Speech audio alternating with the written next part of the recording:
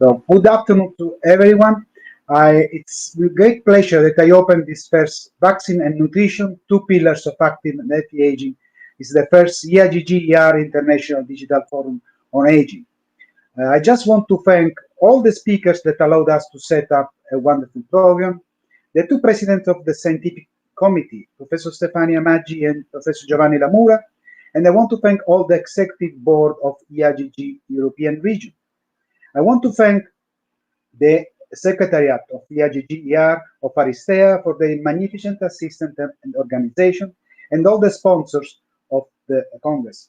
I have the pleasure to tell you that we have around 800 registration. That is an incredible success for this first international forum.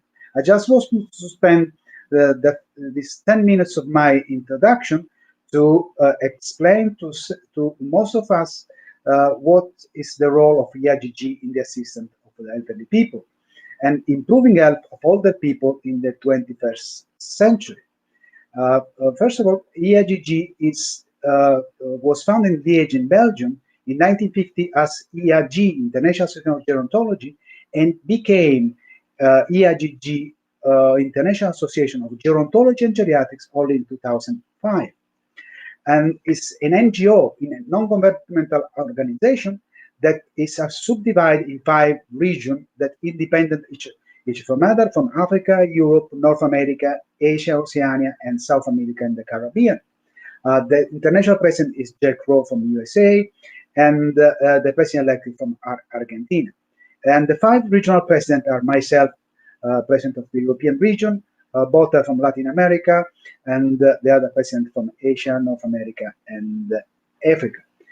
It's the IAGG-ER, the European region, is actually the largest region in the world, because currently there are 87 national societies from 73 countries, with more 53,000 professional students, and actually the European region has 46 member society. We just recruited 4 more member society in the current year under our presidency. This is I'm going to congratulate and thank all the IAGG-ER executive board, the Secretary General Professor Katarina Szewicka, the Treasurer Professor Vladimir Kavinson, that actually is also one of the past president of the region, and the 3 chairs of the section. The biological section, Professor Suresh Ratan, that's giving actually a lecture tomorrow. Professor Sandra Torres, that's chairing of the social behavioral section, is giving a course tomorrow afternoon. And the chair of the clinical and the secretary of clinical section, Professor Timo Strandberg and Tash Masood, that's also the president of BGS.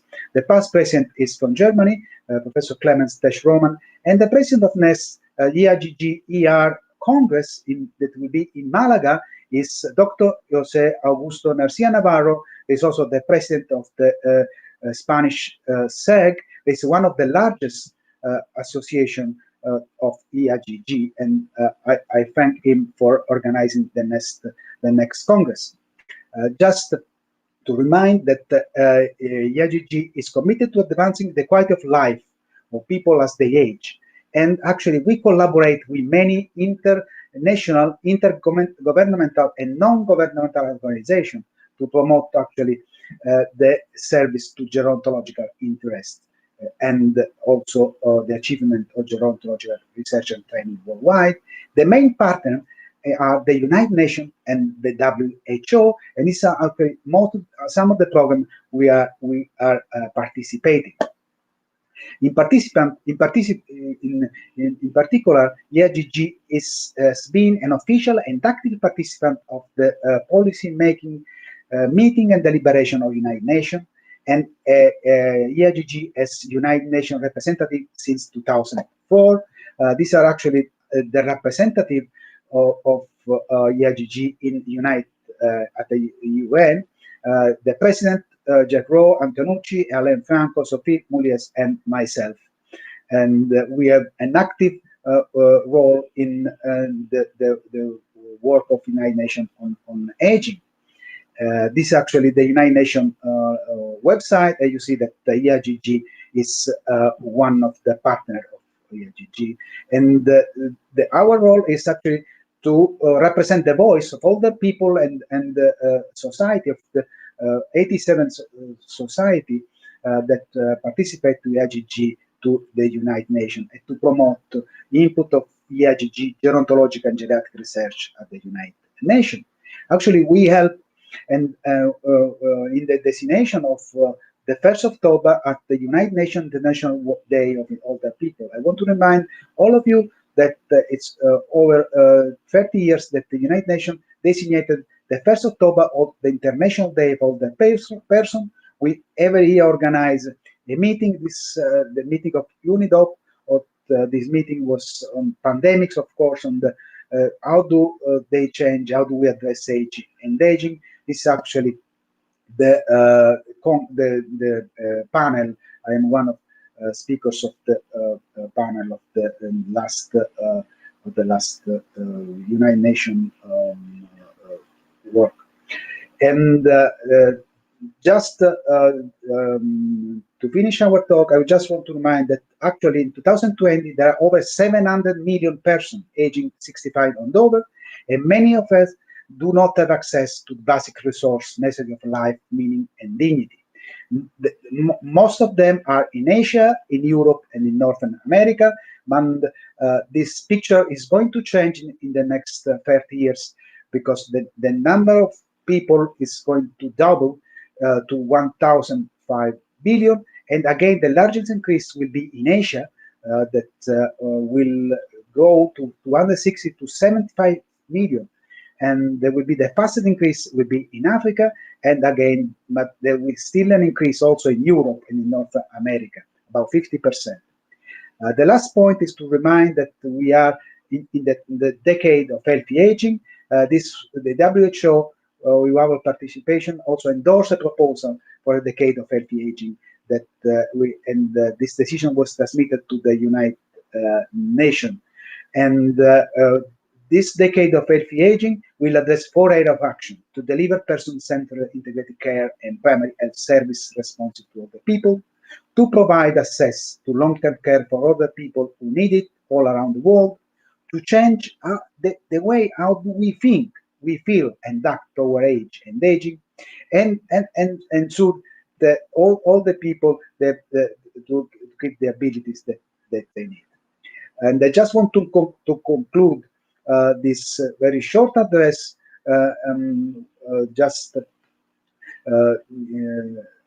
helping to see you in this is the next most important appointment of IAGG. Next year, in 2022, there will be the IAGG World Congress that will be in June. In 2024, as I said before, see you all of you in Malaga, Spain, for the IAGG-ER European Region Congress. So I just want to thank all of you for this very large participation, and I give the floor to Professor Maggi to present the first speech of the day. Thanks again.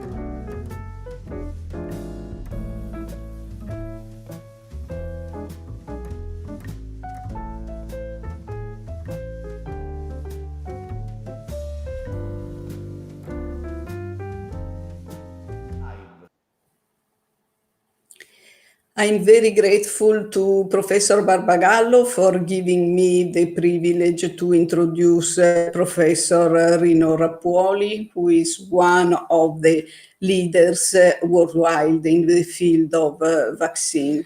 Professor Rappuoli is the head of research and development at the GSK Vaccines and is professor of vaccine research at the Imperial College in London. His scientific stature is proven by the many elected membership, for example, in the National Academy of Science in the United States, by the membership at the EMBO in Europe, and the Royal Society of London's membership, and by many international awards that he has gained during his career. And also he has about 700 publications, mainly in the field of vaccine, and he has been a key scientist in studying the immunosenescence and therefore targeting older patients for specific strategic vaccines such as adjuvanted vaccine and reverse vaccinology. So it is a real pleasure for me to introduce his lecture on update vaccinology for the IAGG audience. Thank you very much, Professor Rappuoli. Well, thank you. It's a pleasure to be here today to share with you the vision of the vaccines in 2021. I'll start, 1 second, I'm going to start sharing my screen.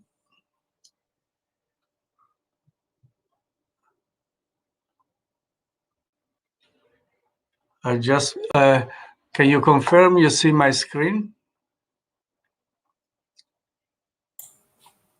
I don't see it yet.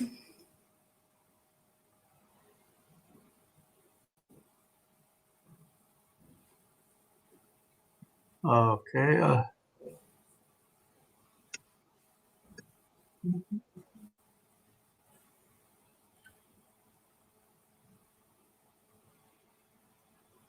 Okay.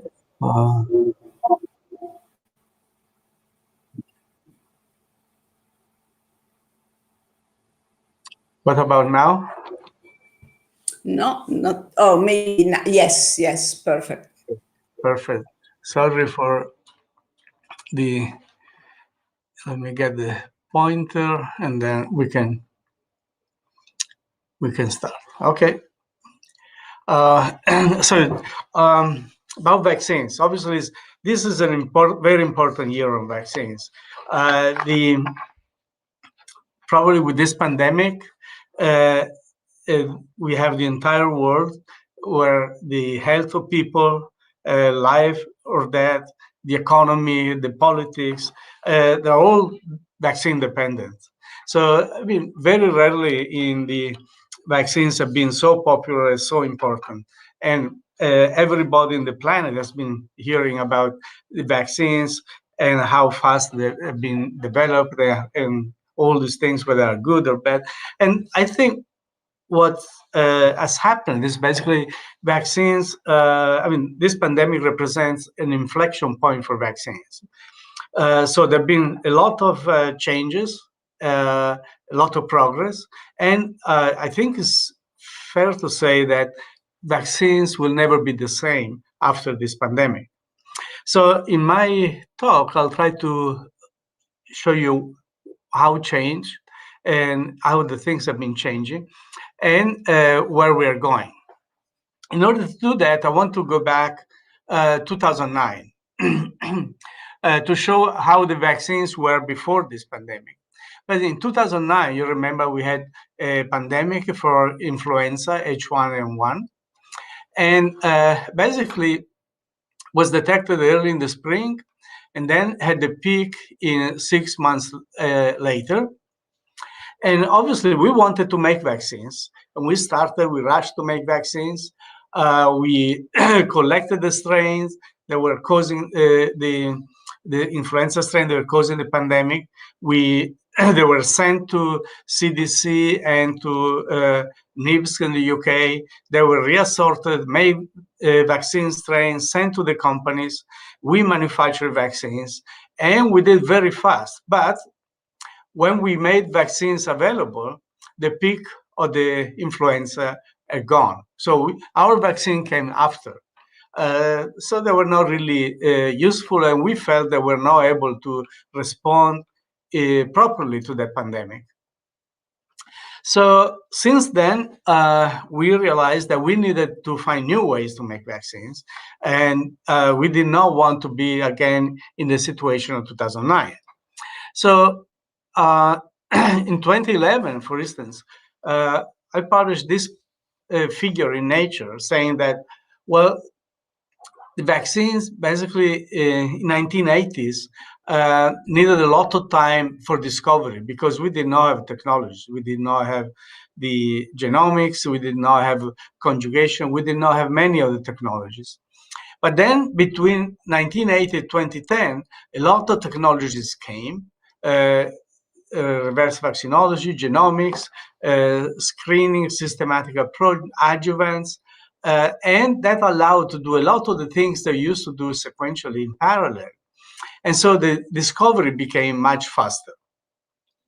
However, during that period, the development, basically time increased. In 1980s, you could get a license with a few hundred people. Now you need a lot of people, big phase 1, big phase 2, big phase 3. So in 2011, we predicted that the new technologies that have been impacting discovery were also going to impact development. And we predicted that by 2020, the vaccine development will be shorter because the new technology would allow us to do a lot of things in parallel and to do much faster. So that was the prediction, and actually the prediction for 2020 was incredibly true. In 2019, we revisited that prediction, and we saw that actually the technologies for development were ready to go. Instead of doing phase 1, phase 2, and phase 3, now you could combine phase 1, 2, because you had new technologies, systems biology, new ways of measuring biomarkers, and so on. So basically, you could actually anticipate a lot of the things, do things in parallel, move faster to phase 3, and make vaccines available in a much shorter time. This was 2019, and we predicted vaccines development will go from 15, 20 years to less than 10 years. But it was impossible in 2019 to predict that vaccines were actually going to be done in a few months. But that's what happened with the pandemic. So how comes that we've been able to go from 10, 15 years to make a vaccine to 10 months? Well, mostly for two things. One is the advancement in technology, and two is the big investment done by the public sector. I will go through both of them. Let's start with the technologies. Well, this is basically a slide that tries to summarize all the technologies that have been used to make vaccines. Initially, we had what we call empirical approaches. Basically, you isolate the pathogen, a virus or a bacteria, and you grow, you kill it, and inject it, or you attenuate or inject it. But then we started in 1980 with new technologies, recombinant DNA, glycoconjugation, genomics, reverse vaccinology, and a lot of technologies coming up today, which is today is a kind of an explosion of technology. Now, each of these new technology allow us to conquer new diseases. Now, the technology that really made the difference for vaccines for COVID-19 are basically four of them. One is what I call internet-based vaccines. We'll have a separate slide about this because it's important. The second one is structural vaccinology, the ability to design vaccines using the structure, the molecular structure of the antigens, what we call structure-based design. 3 is the availability of synthetic biology, the ability to synthesize genes or to do RNA, fully synthetic RNA vaccines. 4th is the availability of adjuvants that allow us to make protein-based vaccines much more potent. So we'll see how those things evolved and how they contribute to vaccines. But let's start with the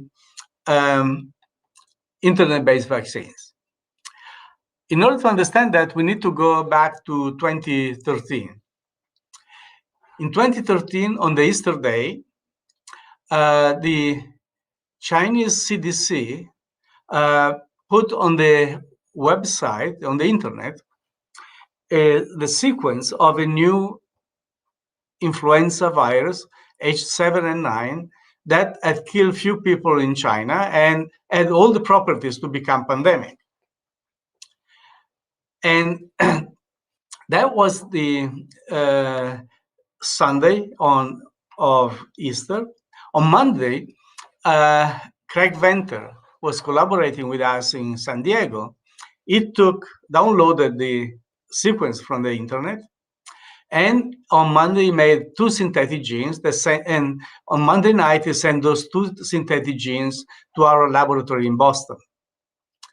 On Tuesday morning, we got those 2 synthetic genes, and we used them to make 1 RNA vaccine and 1 live virus by reverse genetics that we use to make a conventional vaccine. The amazing thing is, by Saturday, in less than 1 week, we had an RNA vaccine ready to go and the live virus ready to go. The real virus, so basically, for the first time, we were able to make a vaccine in 1 week without seeing the virus. We just downloaded the sequence that had been teleported through the internet. And remember that in 2009, to do the same thing took several months because the virus has to be shipped from one place to another, had to be grown, make reassortments. And this time, just without ever touching the virus, we were able to get a vaccine in 1 week. So that was the first time where basically to make vaccines, we're shipping information across the world instead of shipping viruses. That moment basically made an important change in vaccines. And the change, I basically name it like changing from analog vaccines to digital vaccines. Why do I say that? Well, because up to the moment to make a vaccine, you need a virus or a bacterium or a parasite. You need to grow them, fermenters, purify. Basically, you need really to grow the real stuff. With a new way of making vaccines, basically, you don't need that. You need the information, the sequence, which is teleported through the internet, and then you make a synthetic gene, and from the synthetic gene, you make a vaccine. So moving away from real pathogens, real things, but going fully synthetic. So that's the way, the technology basically allowed us to move quickly in COVID. The other thing which is obviously made a very important contribution to, because technology alone was not able to make vaccines so fast, was the investment of the public sector. In order to understand that, we need to understand how vaccines are usually developed. Well, this is a schematic representation of how vaccines are developed in general. Usually you have several phases, what we call discovery, until you have a proof of concept in the laboratory. Then you have early development, until you have a proof of concept in the clinic. And then you have the late development, where you basically do the phase 3, the registration, you build the manufacturing plant, and so on. Usually, these things are done sequentially because the discovery will cost 10% of the total cost, the early development 20%. The big cost is going to come later on with the late development, and overall takes more or less $1 billion to develop a vaccine.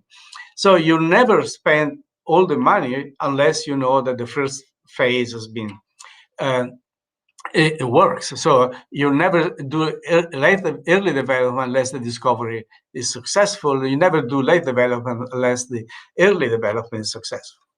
So what happened in the case of COVID? Well, in the case of COVID, basically the governments, the public sector, mostly the BARDA in the United States, but also Europe, the UK, some Japan, basically they came in, they said, BARDA put 13 billion on the table, and they made them available to the manufacturers. And the message they gave to the vaccine manufacturer was, look, you don't do discovery and then phase 1 and then phase 2 and then phase 3 sequentially. I want you to do, as soon as you have discovery and you have an idea that that's work, start the phase 1. I know the discovery is not finished. Don't worry, move to phase 1. As soon as from phase 1, you know the vaccine is safe and gives a little bit of immunogenicity. I know that phase 1 is going to last long, but don't wait the end of phase 1 to start phase 2. Start immediately phase 2. And as soon as you have good data from phase 2, don't wait for the end of phase 2, just start immediately phase 3. And that's the way we did. And the amazing thing is that doing this way, obviously the financial risk was huge, because if the vaccine didn't work, all this money was going to be thrown away. But the companies were able to do it because the public sector took the financial risk. The other important thing is that in doing this, there was a financial risk which was taken, but was not at all any risk on safety or the efficacy, because all the steps were done: discovery, phase 1, phase 2, and phase 3. So basically, the combination of the technologies and the investment from the public sector allowed us to make vaccines in very short period of time. Now, the vaccines that were made, basically, as I said before, they started from the January 10, 2020. The Chinese CDC posted a sequence of the new virus in the internet. The next day, there were 350 labs worldwide able to make a synthetic gene and use the synthetic gene to make vaccines. The different vaccines have been made are basically the RNA, viral vectors, and protein-based. With RNA, the fastest because it's all synthetic. You make a synthetic gene and you use that to do RNA, and then in Moderna was able to go into the clinic in 66 days. Another group of companies and groups use the synthetic gene to engineer a viral vector, mostly adenovirus. And then the adenovirus was grown and used to make a vaccine. That took a little bit longer, like 3 months to get to the clinic. The other groups decide to use the synthetic genes to make a recombinant cell line, could be mammalian, could be plant cell or insect cell, to produce the protein, the spike protein. Then the spike protein had to be purified, combined with an adjuvant, and then used for making vaccine. Altogether, I mean, took a little bit longer for this one, but once they are in the clinic, all the development of the vaccines are all the same. So these 3 types of vaccines were tested in preclinical, phase 1, phase 2, and now also phase 3. But already in phase 1, it was clear that basically the 3 types of vaccines induce different type of immunity. And basically the viral vectors induce the lowest antibody levels neutralizing antibodies.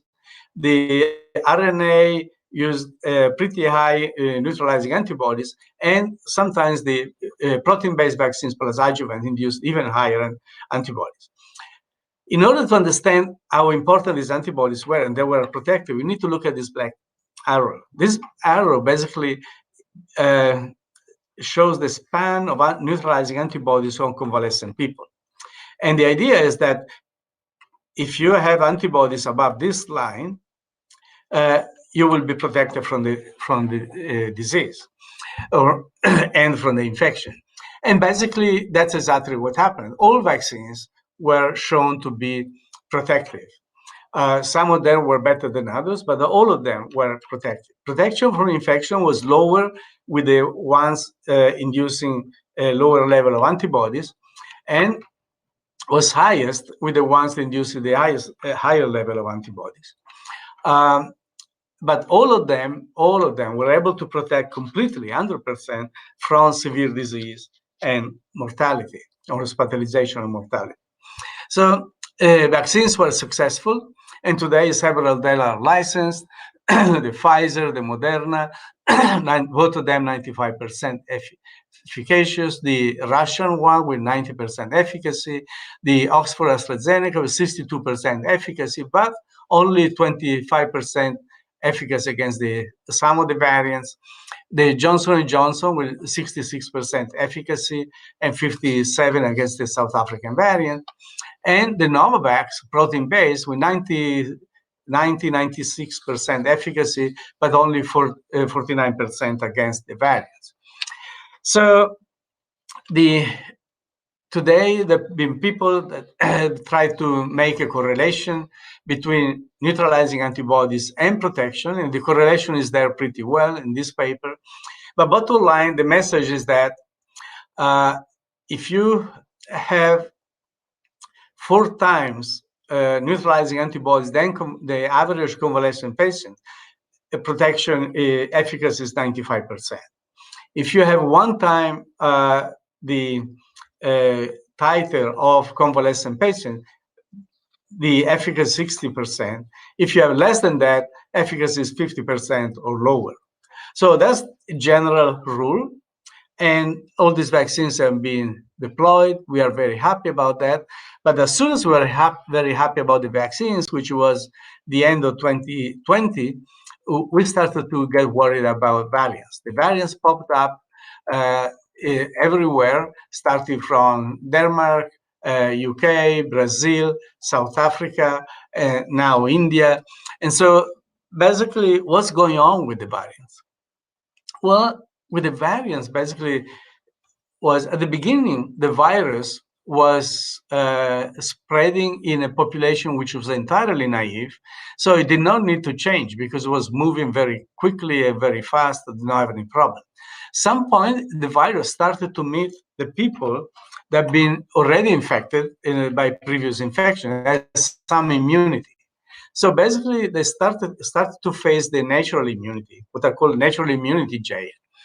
And the virus was put in jail because it couldn't grow in those people, but virus was able to mutate and make variants by making some very typical recurring mutations that basically allow the virus to escape natural immunity.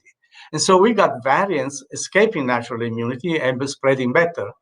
And as soon as this virus, new mutant variants started to go, basically, they started to spread again across the world.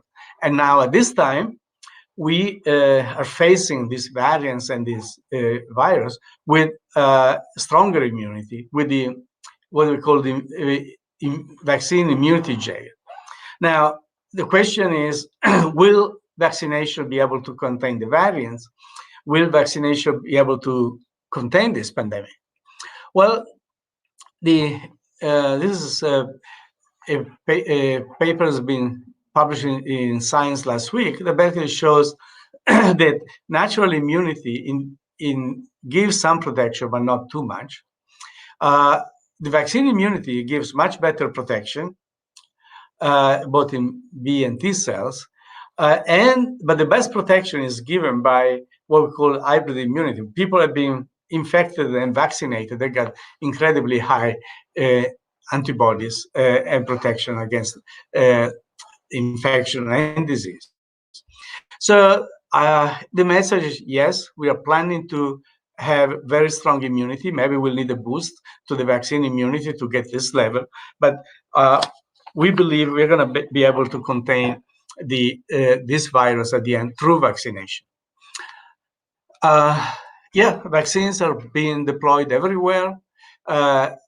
most of the Western world countries are deploying vaccines. Israel is the most advanced, but all Europe, US are basically vaccinating. And we are thinking that we are going to put this virus under control.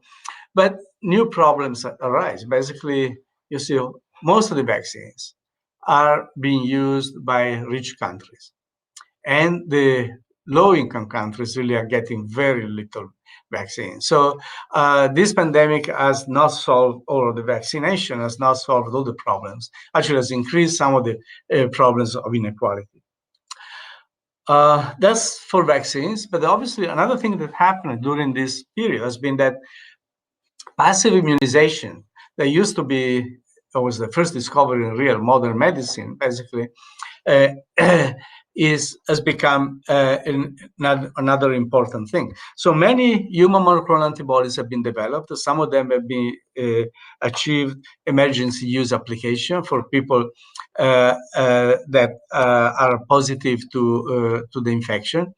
And I just wanted to show the antibody we developed that basically given in, let's say, 100 milligrams by injection, gives in 48 hours antibody titers, which are well above convalescent patients, well above people who have been vaccinated with a Pfizer vaccine, well above the neutralizing antibody levels achieved in people that have been infected and then vaccinated. This is the maximum you can get by vaccination. And by a simple injection of human monoclonal antibody, you can get in 48 hours neutralizing titers, which are better than this. So this is the only tool that we have today for therapy of COVID-19. And so antibodies basically that are not being used too much for infectious diseases now are becoming very important for that.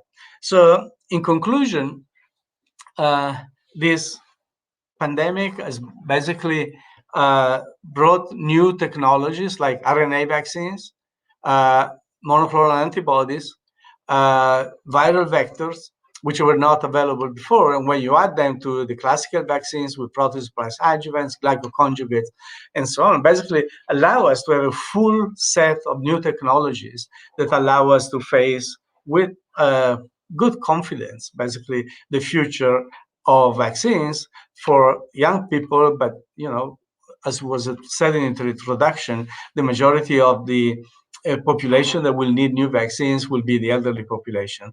And I think with those new tools, this new era of vaccinology, we are well positioned to answer to the medical need of the people. With that, I would really like to thank you for your attention.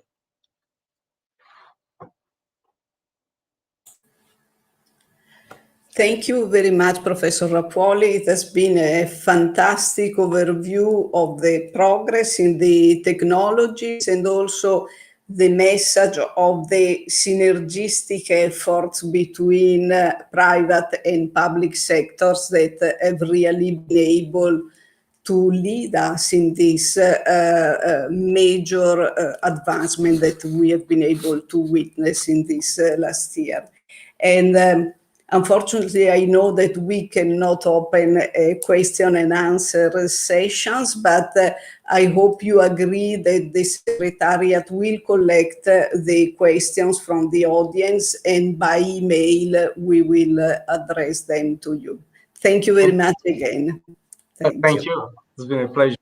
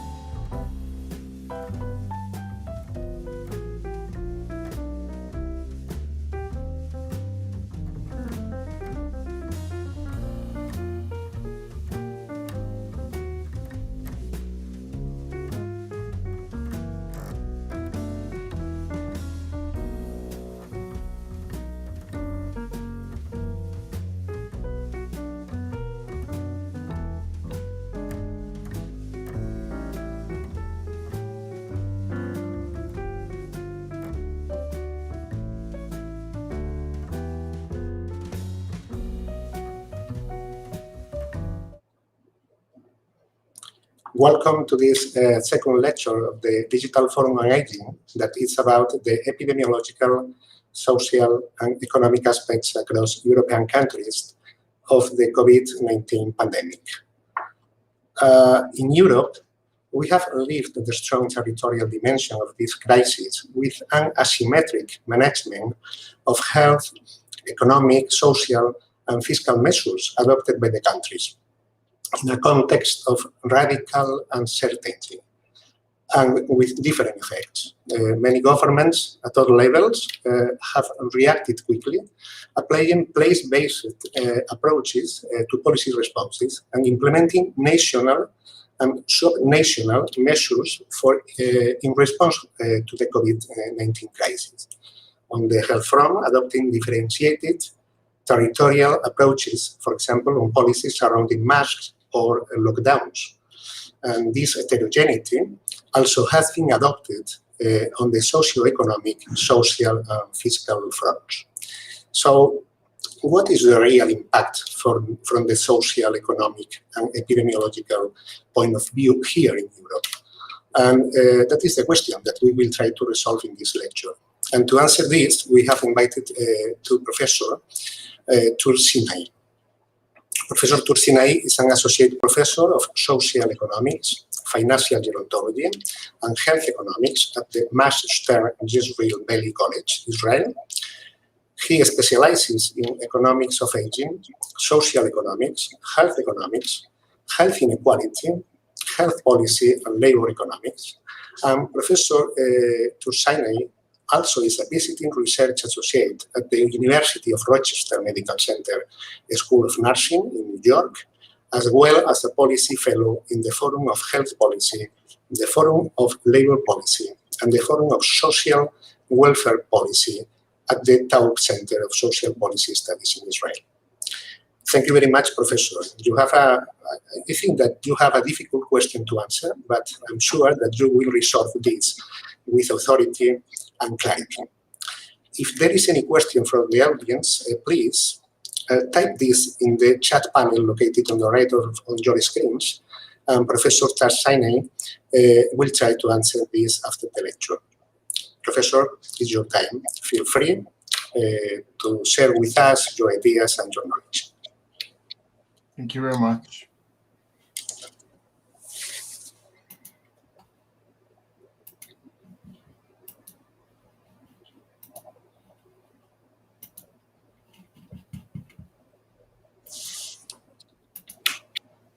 Okay. I hope you see the presentation. Thank you very much, all the organizers. I'm going to speak today about the COVID pandemic, some epidemiological, social, and economic aspects across European countries. It's a very ambitious task that I was asked to deal with, and I hope that I'll manage to do it. The COVID pandemic is impairing all European countries as of the beginning of the first quartile in 2020. And as you can see here in the figure, it appears in almost all European countries, and it still remains until the current days in most European countries in a very severe magnitude. One of the major questions that we can ask about is how did countries cooperate during the pandemic? How did they dealt with the pandemic? And actually, two major aspects that countries cooperated is first, they used local lockdowns.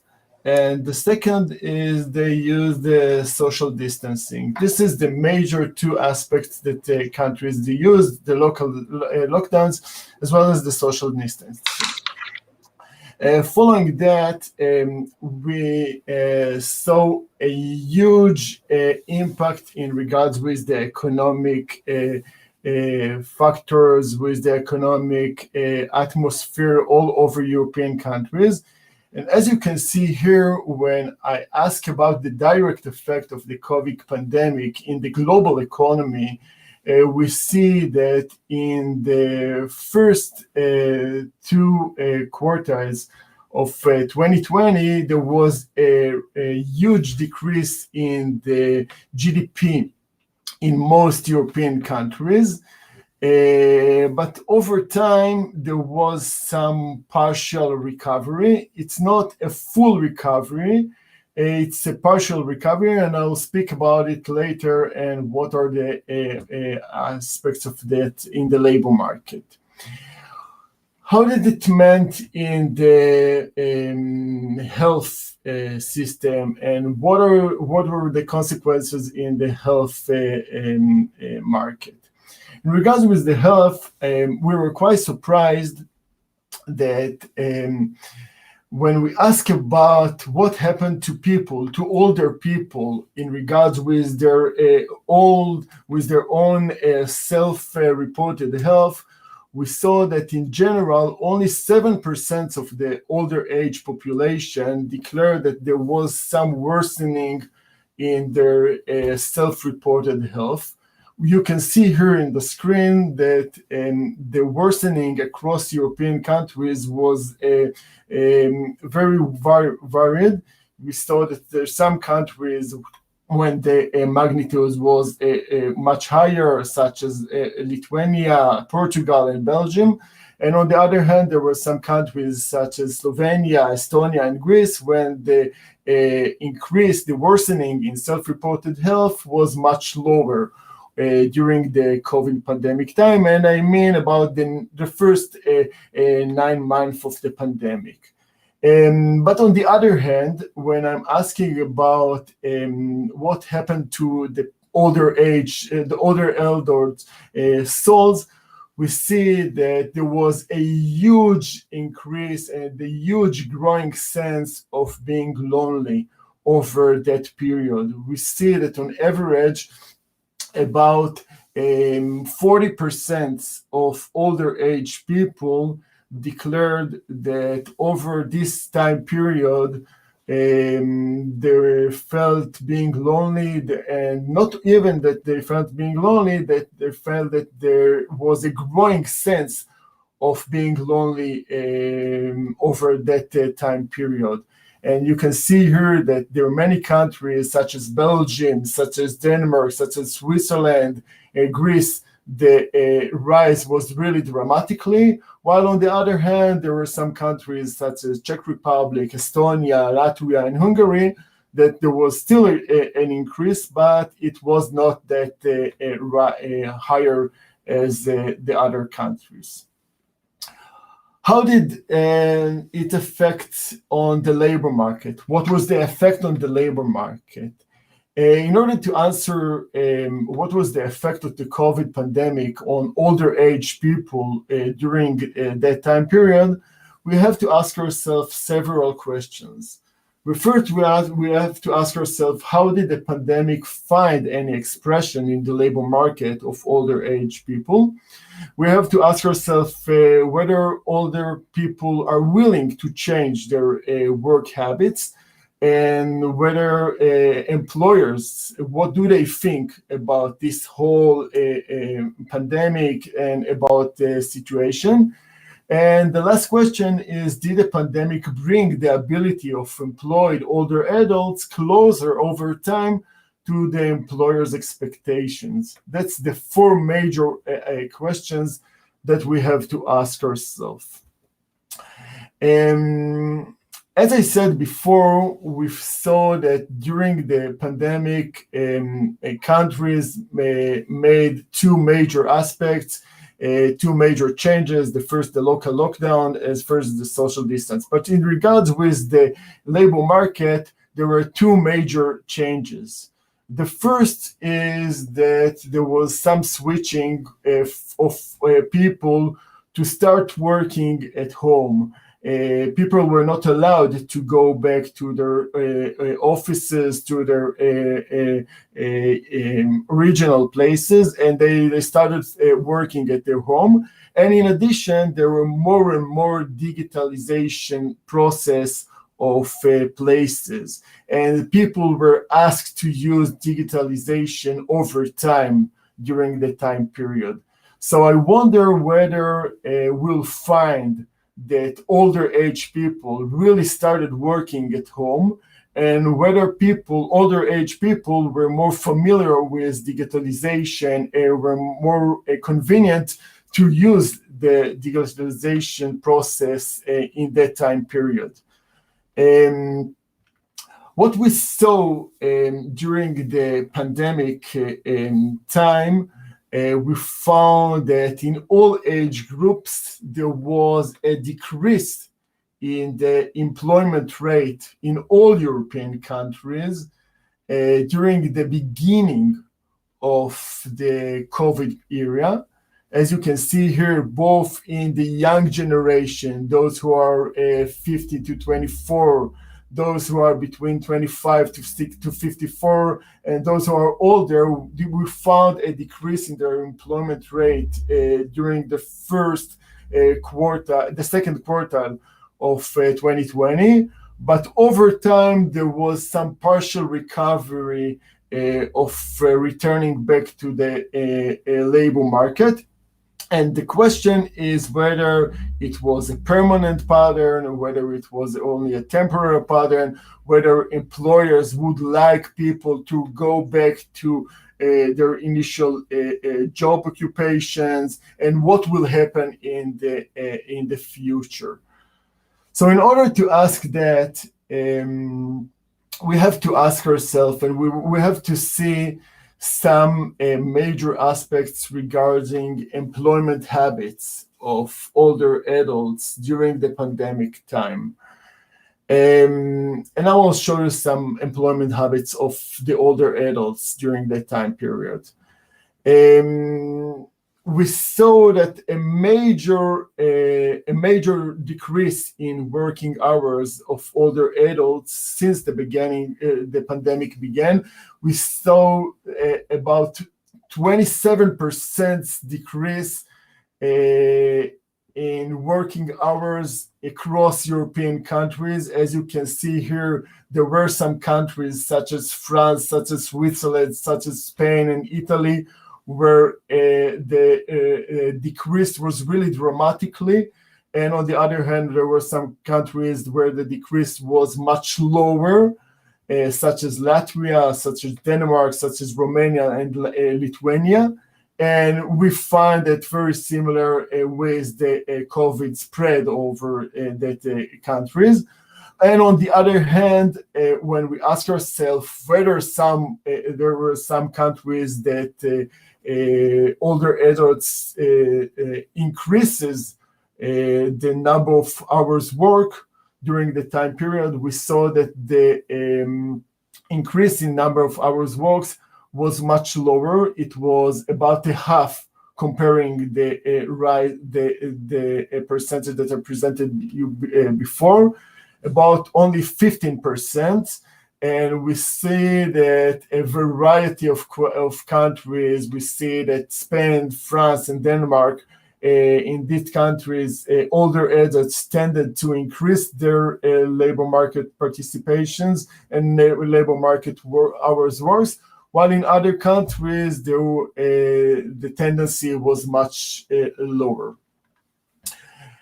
Where did people used to work? As I told you, countries tended to change the pattern and the place where people used to work because there were some local lockdowns.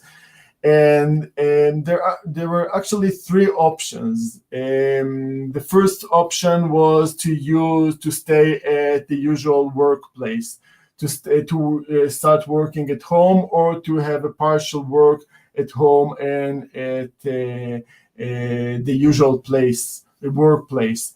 And if you see here what happened to the workplace of older age during the pandemic, during the first 9 months of the pandemic, we see that about 58% of the older age in all European countries tended to stay working at their usual workplace, which means that actually they didn't change their working habits, which is quite strange for us, as researchers, because we have to ask ourselves, why did they do it? What are they working at?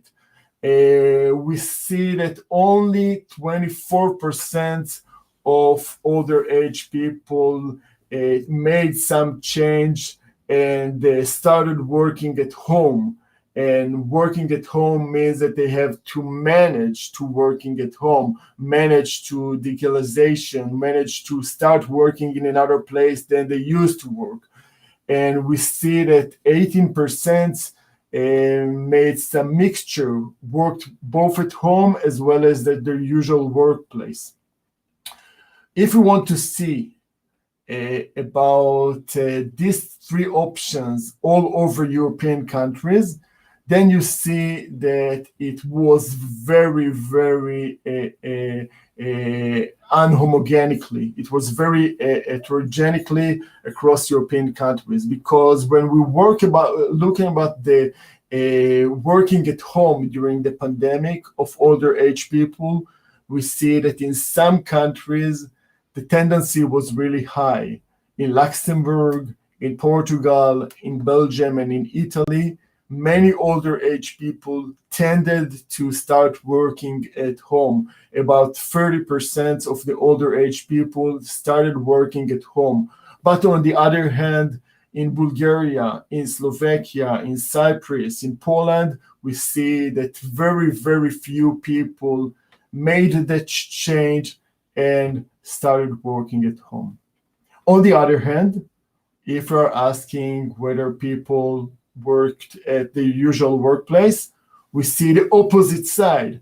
We see that in countries where people started working at home, most of the people didn't work at their usual workplace.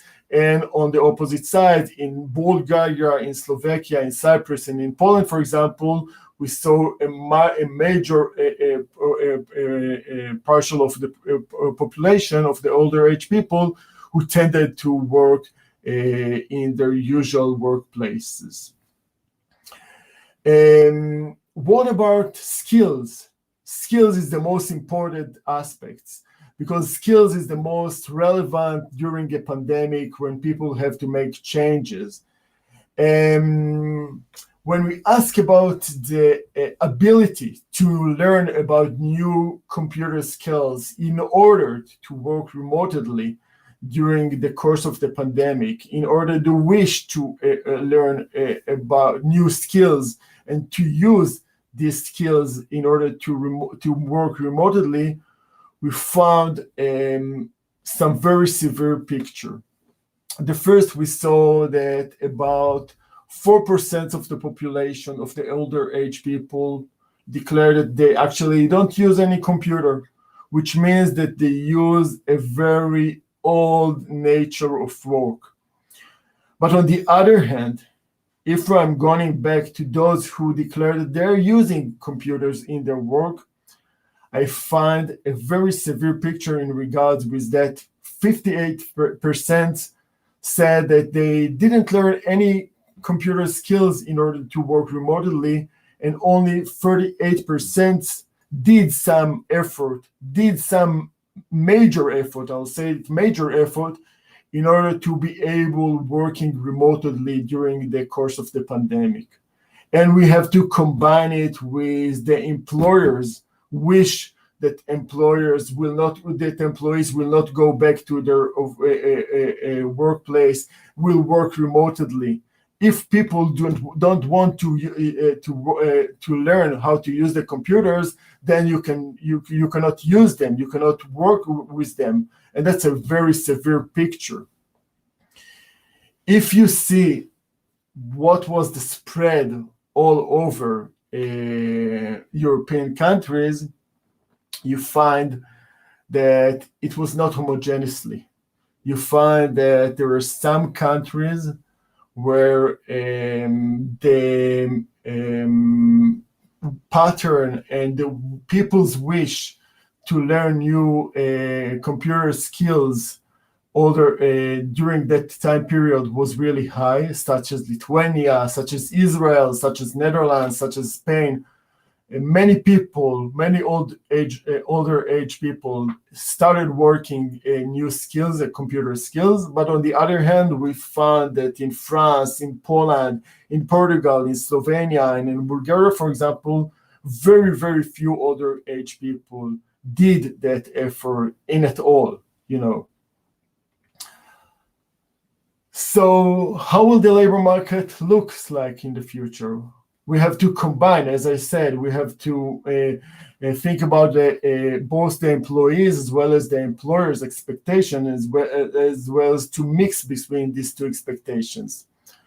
When I ask about the employees' expectations, and I ask what do employees think, and what do they think about the way the labor market will look like the day after the pandemic will end, I want to present you some new results from a paper that was just published a month ago in PLOS ONE, that its title is How Do Employees Think the COVID-19 Crisis Will Affect Their Careers? And in this paper, we find three major and important aspects. First, we find that 21% of employees fear of losing their job due to the crisis.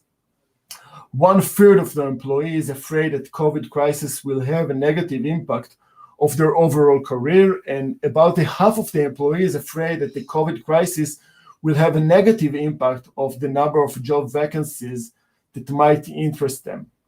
That's a very, very severe picture in regards with the employees. On the other hand, if I'm going to the other side of the coin, to the employers, and I ask what do they think, I want to quote from a McKinsey Global Institute report that was just published a month ago that deals with changes in the labor market. And its two major conclusions are that the labor market is going to have transformation. There's going to be a transformation of the labor market. There's going to switch to a digital workplace. And in addition, there's going to be an increase in the use of artificial intelligence and in machine learning based technology. And that's from the employer's side. So if I want to mix between the employer's side, the employer's expectations, and the employee's fear, I want to go back to what we found before. What I presented you before. I presented you before that many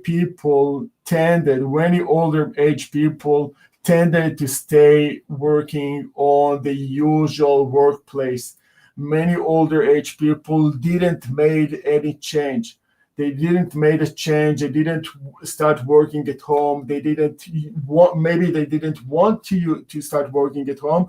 But even when they started working at home, we found that many of those who started working at home didn't learn new computer skills. And that's a huge problem because there's going to be a mismatch between their expectations and the employer's expectations. So therefore, we found that the COVID crisis has changed the outlooks and expectations of the employers and the employees. We found that the employers expect a greater digital literacy on the employees' part. We found that employees prefer to change, that only some of employees prefer to change their pattern, which means to start working at home, and that many older age people didn't manage to change the way they supposed to work, to start using digital in their work, in the daily work of time. So, why is that important for us? This is a very, very concerned conclusion because this might cause a mismatch between the employers and the employees, and it possibly cause an economic and wealth problems among older adults because employers might don't want to continue hiring employees, older age employees, because they are not fit to them anymore. Because if people don't manage to make the change, the willing change, the technology change, and if people don't want to manage to the relevant change of the labor market over time, then employers will not want this older age people to stay in the labor market, even if they would like to be in the labor market after they reach the official retirement age. And that can cause a huge change, a huge problem in the household's wealth over time. So if I have the time, and I assume that I have the time, I would like to show you some results that compares, that deals about generosity of wealth across European countries, and to ask ourselves what are the consequences or what are the meanings of generosity of wealth across European countries in regards with what I just showed you right now. What I'm going to show you right now, it's a very unique results of a joint paper by me and by one of my colleagues, Professor Avia Spivak. It's a paper that is going to be published in the Social Indicator Research very recently. And in our paper, we are dealing with the replacement rate. The replacement rate is the difference between the post-retirement income. Excuse me, Professor, we have only one minute time. Okay, so what I want to show you, I'll show you one thing. I'll show you this slide. And in this slide, I'll show you what is happening to people when they retire. When people retire, at least in Europe, and I show you here the 4 major welfare regimes in the European context, the continental, the social democratic, the Mediterranean, the Eastern European, you see that after people retire from work, you see a huge decrease in the household's wealth. And in order to prevent that decrease in household's wealth, as you see here, there is a decrease between 35 to 40% in household's wealth because people retired, the head of households retired. We have to do as much as we can in order to prevent people to get out of the labor market. And in order to do that, we have to do as much as we can in order to make older age people to wish and to learn about digitalization, to wish to learn a new technology, to wish to miss the match between the employer's expectation and the employee's expectation will be much higher than the current match that we have right now. Thank you very much. Okay, thank you very much, Professor. I'm sorry, but we have no time to make questions because we have to continue with the program of the forum. Thank you very much for your interest and for your attention, and enjoy the forum today and tomorrow. And see you in the European Congress 2024 in Malaga. Spain will be proud to welcome you all. Thanks, Jose Augusto. Thanks, Professor Arturo. Thanks.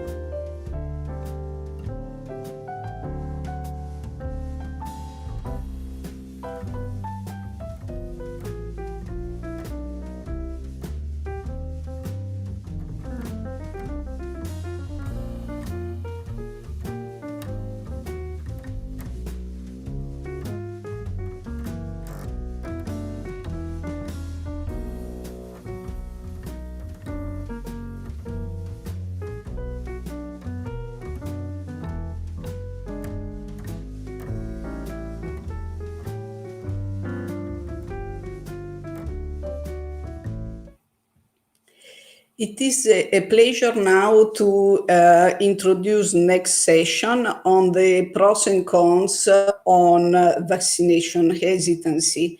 And this session is a joint effort with the European Interdisciplinary Council on Aging and the International Federation on Aging. It would be easier also for the speakers to present a lecture on the determinants and the consequences of vaccine hesitancy across the older population. But we thought that a session, a role play with one of the speakers taking the position of anti-vaxxer and the other one of a pro-vaxxer, that it would be more engaging and more informative for the audience. So we have invited two persons with a very deep knowledge on the issue of vaccine hesitancy in order to discuss and to be able to deliver the main messages. Jane Barratt is the Secretary General of the International Federation on Aging, and she is a consultant in this position for many international organizations, for the United Nations, and also for many of its agencies, such as the World Health Organization. A very active person, dynamic, and she will play the role of anti-vaxxer, while Professor Jean-Pierre Michel, who I did actually not recognize in the previous screen, but Professor Jean-Pierre Michel is an honorary professor of geriatrics at the University of Geneva and is also program director of the IAGG Federation of Geriatric Education. He is president, immediate past president of EICA and one of the founder, and also a very, very knowledgeable scientist in the field of vaccine hesitancy. So let's welcome our two speakers in this pros and cons session. Welcome. Thank you very much, Professor Maggie. I was very pleased to be with you and with Jane Barratt today. And don't be surprised, Jane. I am the uncle of Professor Michel. I am Dr. Fernand. I am only 95 years old, and I had a long traditional medicine practice, firstly in Africa and then in France, downtown, the small town in the central part of France.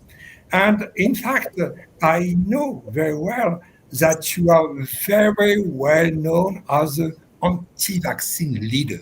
And it's a pleasure for me to be with you today. And I do my best to be in front of you because when I heard that Stefania Maggie invited Professor Michel to be with a discussion with you, I was jealous. I hope to be the person able to be in front of you to better understand what you are thinking and how you are active. So I know very well, Dr. Jane Barratt, that you are really somebody I trust in. You are really voluntary. You are a very good leader of anti-vax. And my nephew told me to tell you that you are Dr. Barratt, but I don't know exactly in which doctorates you have. Well, I have many. I have many doctorates. I have doctorates in zoology and architecture, and I have doctorates in misinformation too. I have a very large doctorate in misinformation. But I'm very glad that I'm with you today because I have a number of questions for you. Because I would like to know more about you firstly. Right. Well, you know, because for example, with so many doctorates, are you thinking that science is really true science, the true things to believe in? Look, I don't believe the scientists tell us what they think that we want to hear, not what is evidence. And that's one of the issues, isn't it? That there is, for example, this COVID vaccine, it happened so fast. Do you really believe that the science could be so fast? Because all other vaccines have taken years and years and years, and yet this happens in less than 12 months. But I heard that, in fact, you have a lot of virus that you don't know exactly. I heard that, in fact, there are much more virus than stars in the sky, for example. So, or if one virus is emerging, it could be very difficult to fight against it. But please, you can, if you have any question, I will be pleased to try to answer. But I think that I don't know you exactly as I would like to know you, because I was waiting so long to hear from you. So yes. Can you tell me more about your first implication with vaccines? Yes. Well, my first implication was when I was told that I needed to go and have a vaccine, but I am healthy. So in my mind, and listening to other people on Google, I don't think that I need a vaccine. So that's the first thing. But it was when you are a child already. Oh yes, it's we have generations that have not been vaccinated. So my mother has not been vaccinated, and her mother has. Very interesting. So I don't need to have a vaccine because other people in my family haven't been. Oh yeah. And do you are afraid by needles and blood? Of course, aren't you? Oh no, not at all. And when you are ill, are you going to the medical traditional doctor, or are you going to see alternative medicine or chiropractor or something like that, or are you going to your physician? I think that sometimes I go to the physician, but then I actually have to shop around. Okay. I think we need to be careful about labeling me as an anti-vaxxer. Okay. Are you hesitant or are you apathic? I'm not an anti-vaxxer, but I never get the opportunity to actually ask questions of trusted people such as yourself. Okay. Because in my healthcare system, I can't get to see a doctor. So then I have to ask around. Because what I haven't told you, doctor, is that I live in a very poor part of Toronto. Yeah. Some of my life I live on the streets. So I come from a disadvantaged background. And so my level of health literacy, scientists talk lots of big words. It's very complicated. And sometimes I don't understand what they're saying, but I don't have any person to come and talk to. So then we have to create our own story, and that's how conspiracies happen. So you are a very high basic education, but not a very high health education. Is it right? Yes. I have very poor health literacy. Okay. And that impacts, so then, we start thinking about, the conspiracy stories that are going on. And because it takes so long in the system to get my vaccine, then I decide that I don't need it because it's a very complicated system. Oh, yes, but there are also other advantages with vaccines. What are they?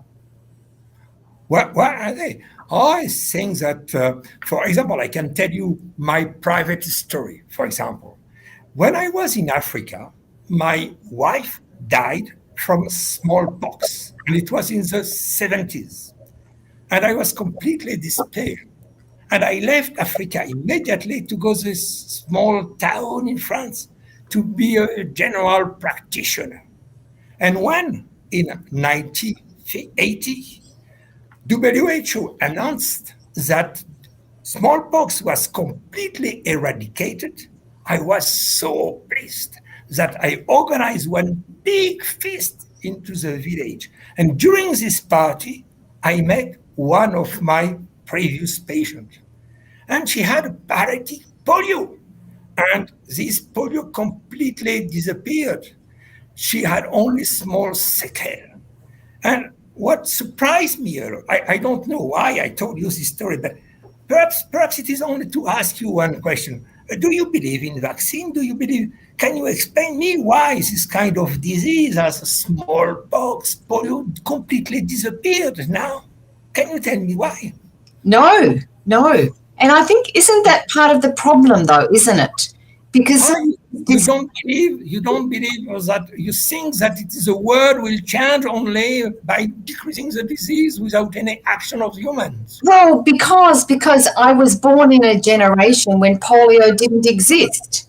Oh yes, but it is not my case. It is for this reason that I remind you this kind of problems. Yes, because but when I was young, it was really something that I know modified my life. But it's not my experience. It's not. So you seem to have more fear from vaccines than from the disease itself. Well, we never had the vaccine. We never had the disease, did we? And so it's very difficult to know the consequences of the disease when you haven't experienced it.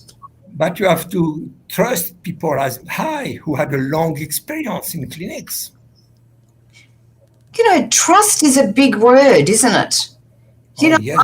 I think today, when we have very confusing messages about COVAX, very confusing messages, even from the public health professionals, who do we trust?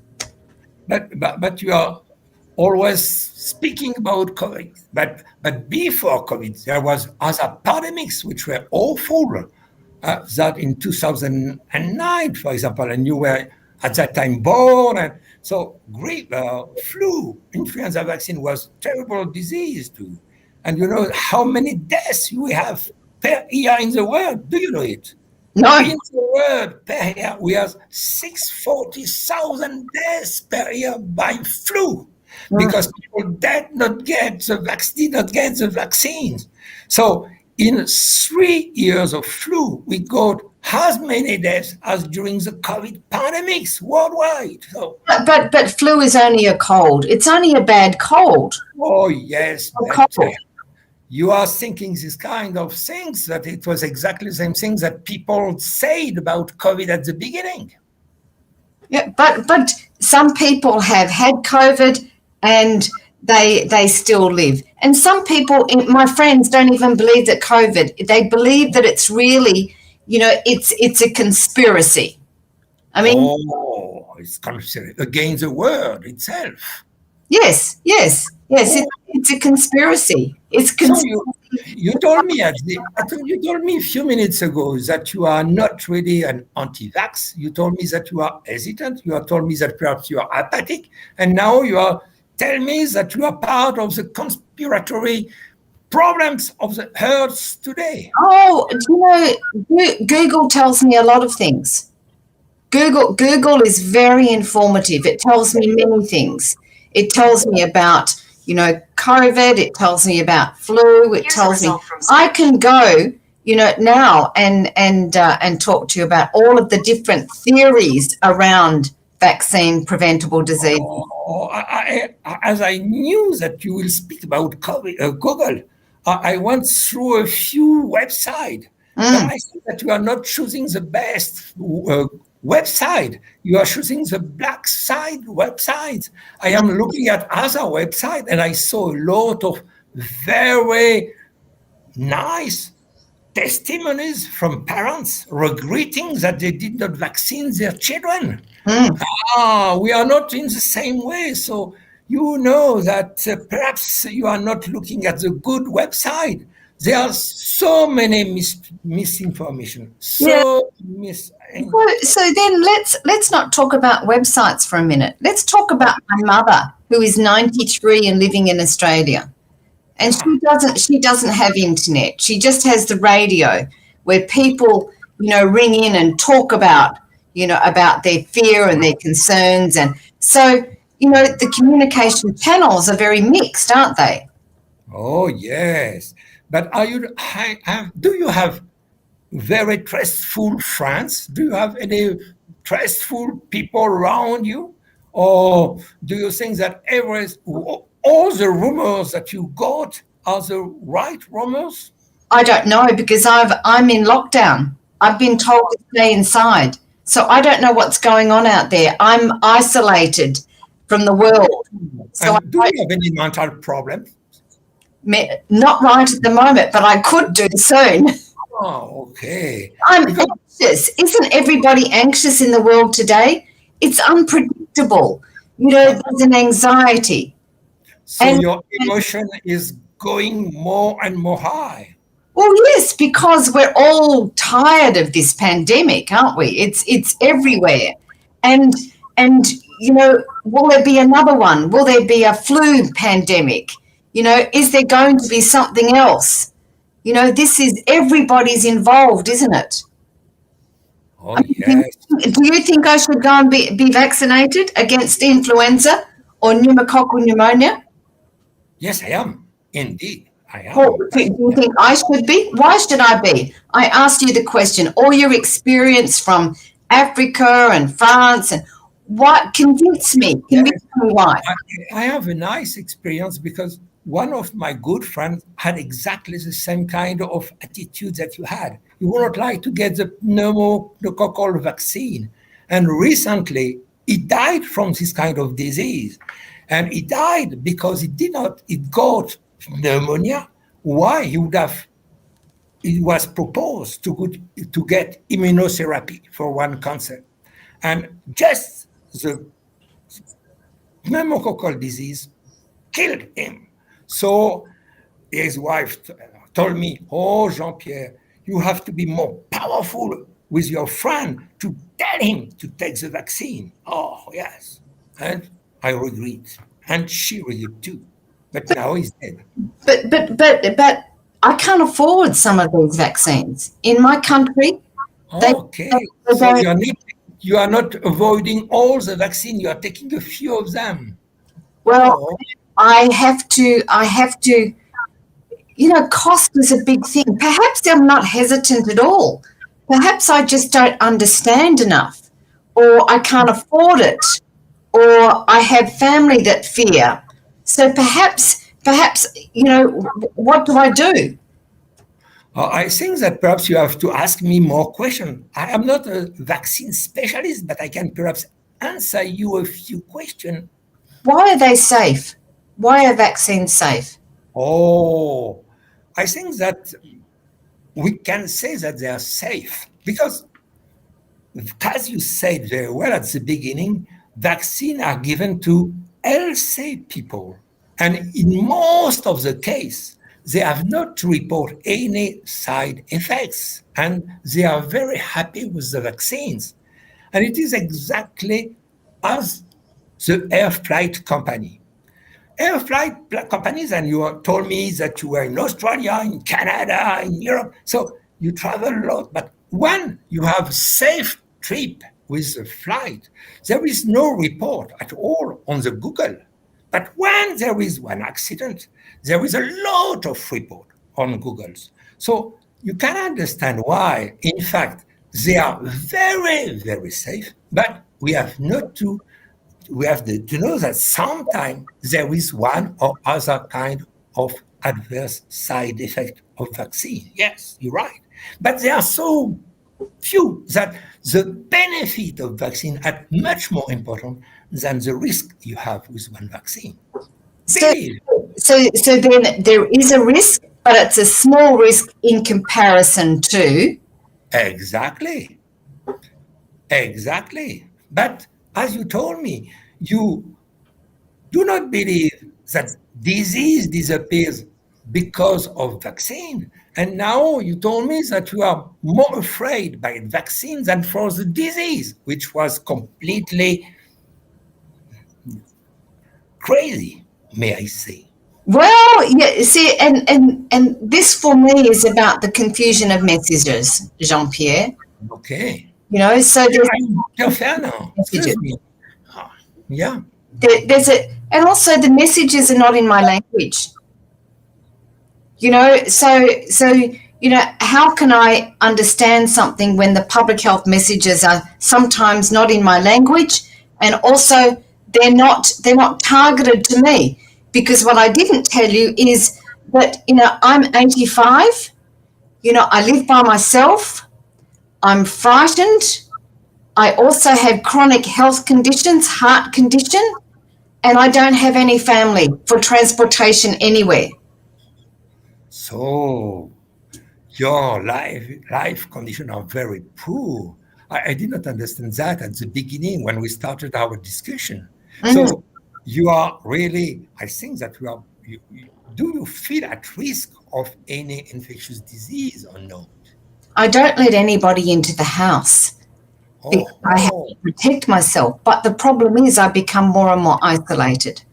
And then I get frightened because if I get any disease like influenza or COVID or pneumococcal, then the health system will not accept me because I'm an old and worthless human being.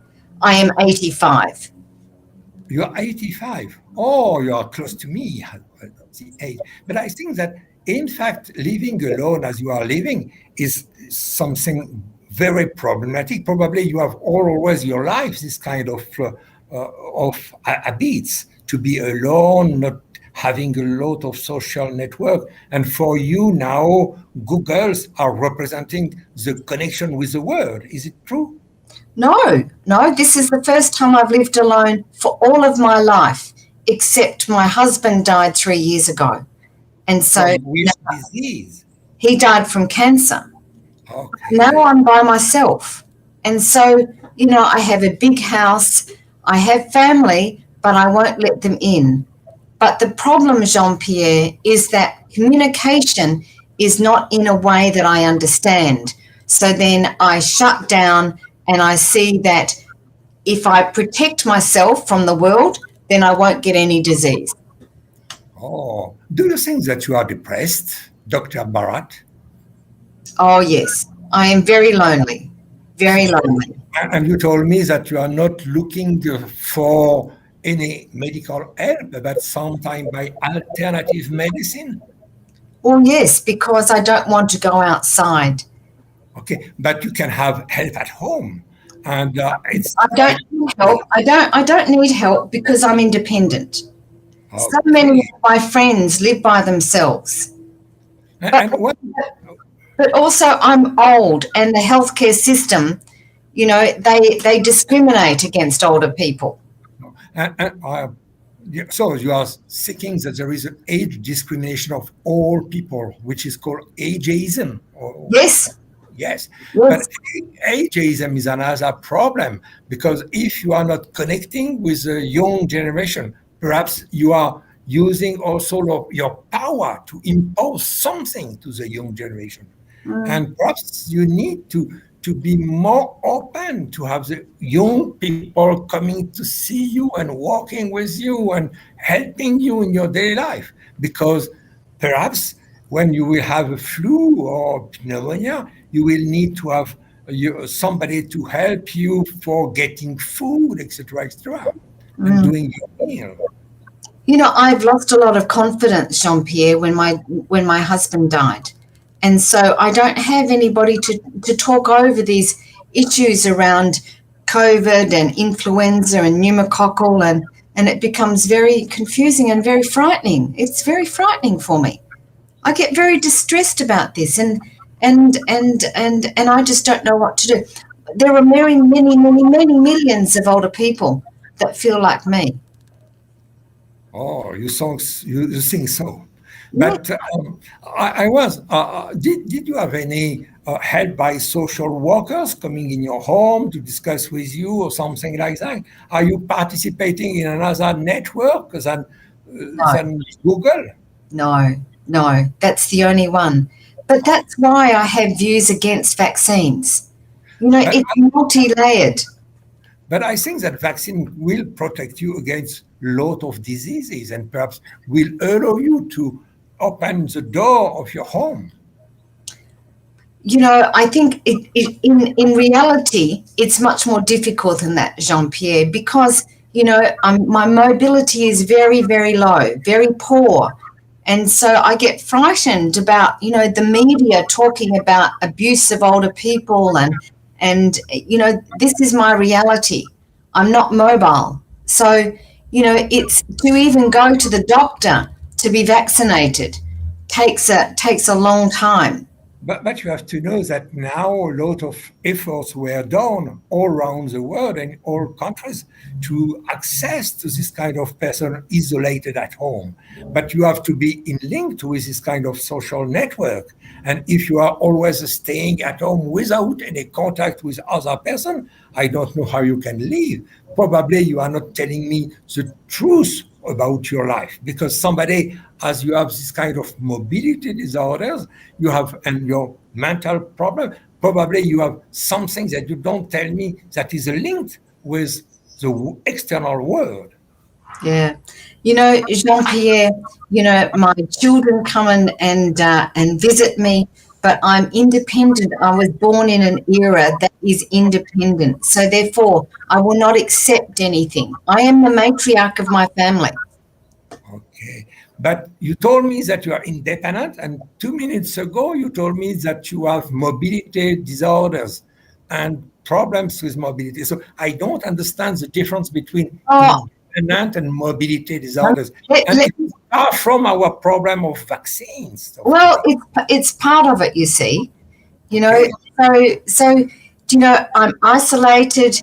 The internet, the papers are my source. I use a broomstick to actually walk.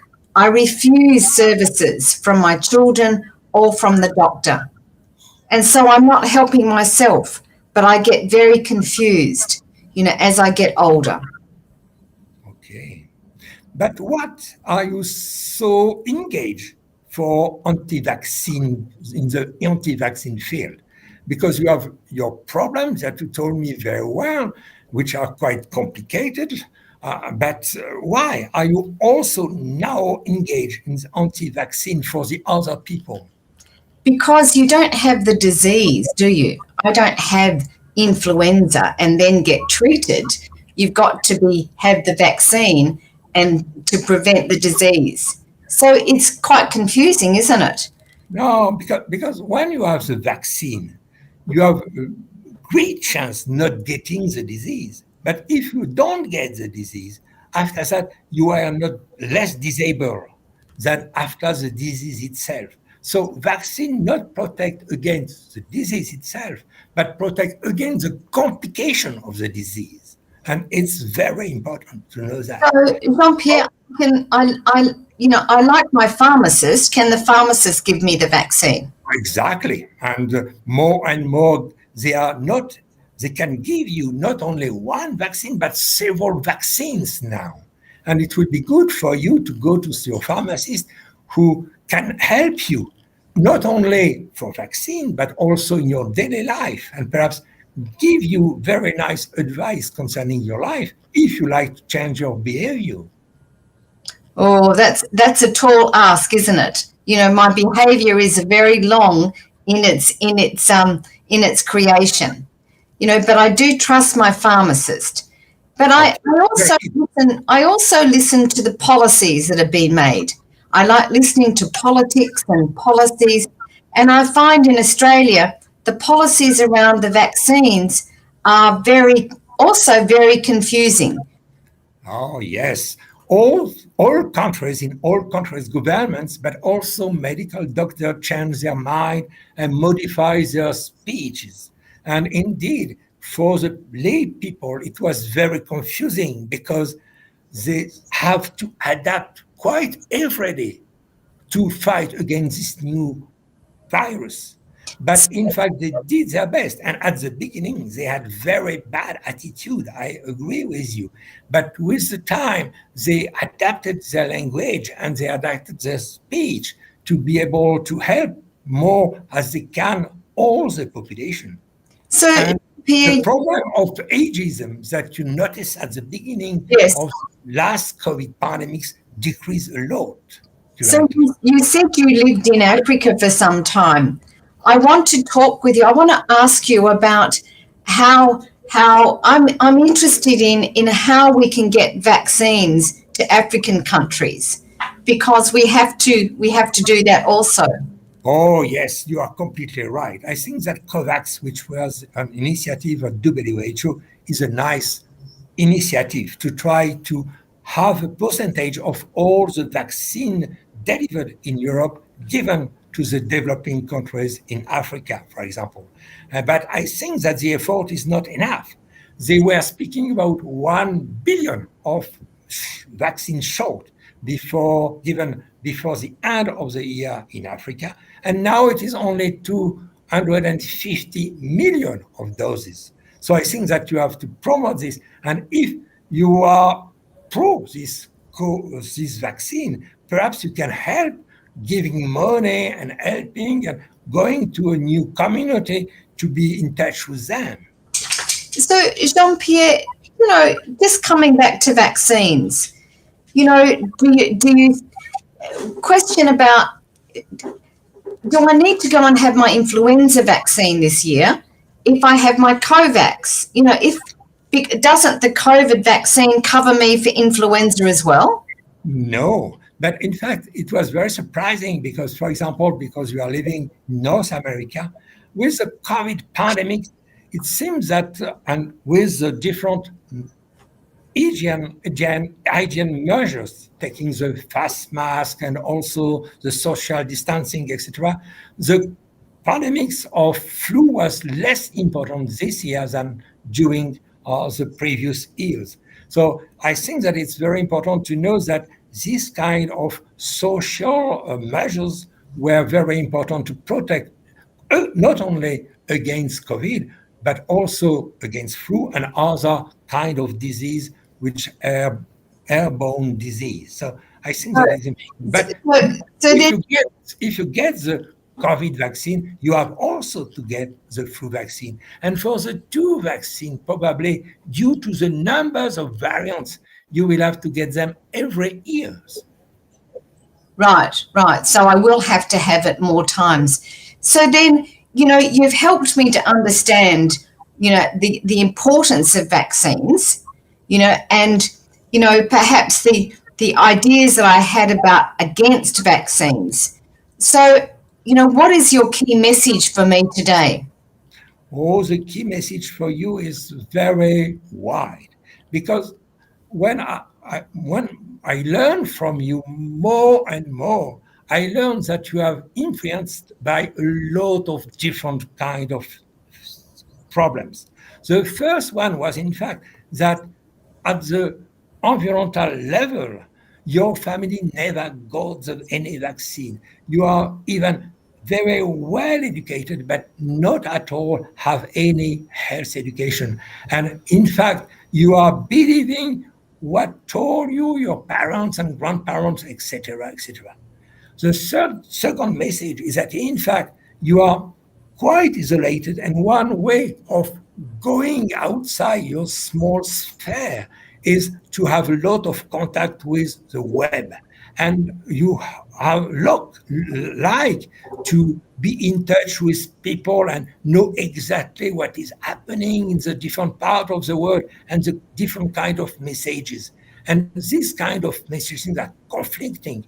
And in fact, the main problem is not only to have the knowledge, but it is to understand what you are reading, and after that to appraise what you are reading to be able to take good decision.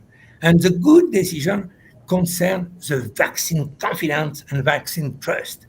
And what surprised me a lot is that, in fact, you are thinking that you are believing in a few vaccines, but not all the vaccines, which were quite surprising for me, but shows that you are now in the way of accepting all the vaccines, but also that you are quite afraid about the vaccine delivery, the vaccine confidence that you can have with the recommendation from the public health, from the government, etc. And your position as one person completely isolated, quite old, as old as I am or quite, is in a bad position. And what you need is to be in linked with your pharmacist in who you are believing, to be able to establish with him a contact to get the vaccine, to open your mind about the other vaccine, but also to open your mind and try to be in touch with other person in your community to be able to live more in a more pleasant way. And thank you, Jean-Pierre. Jean-Pierre, this is the first conversation that I've had face to face for so long, for many weeks. So the conversation has helped me. Thank you. Excellent. I am very pleased. And I was pleased to meet you and discuss with you too. And it was very good. And we'll go to Africa together. Okay, no problem. With pleasure. It would be my honor. Thank you very much, Dr. Barra, Professor Michel. It was really a very, very powerful session. I think that there are key messages in this session that are definitely of interest for all the audience, and you have underlined very well how the problem of vaccine hesitancy is a multi-phased problem. And the key word probably is trust that is based on knowledge, on accessibility, and therefore that's why I think that the take-home message is very relevant for geriatricians, for gerontologists, psychologists, public health experts, and everyone in this audience. Thank you very, very much. Thank you. It was a pleasure. Thank you, Stefani. Thank you.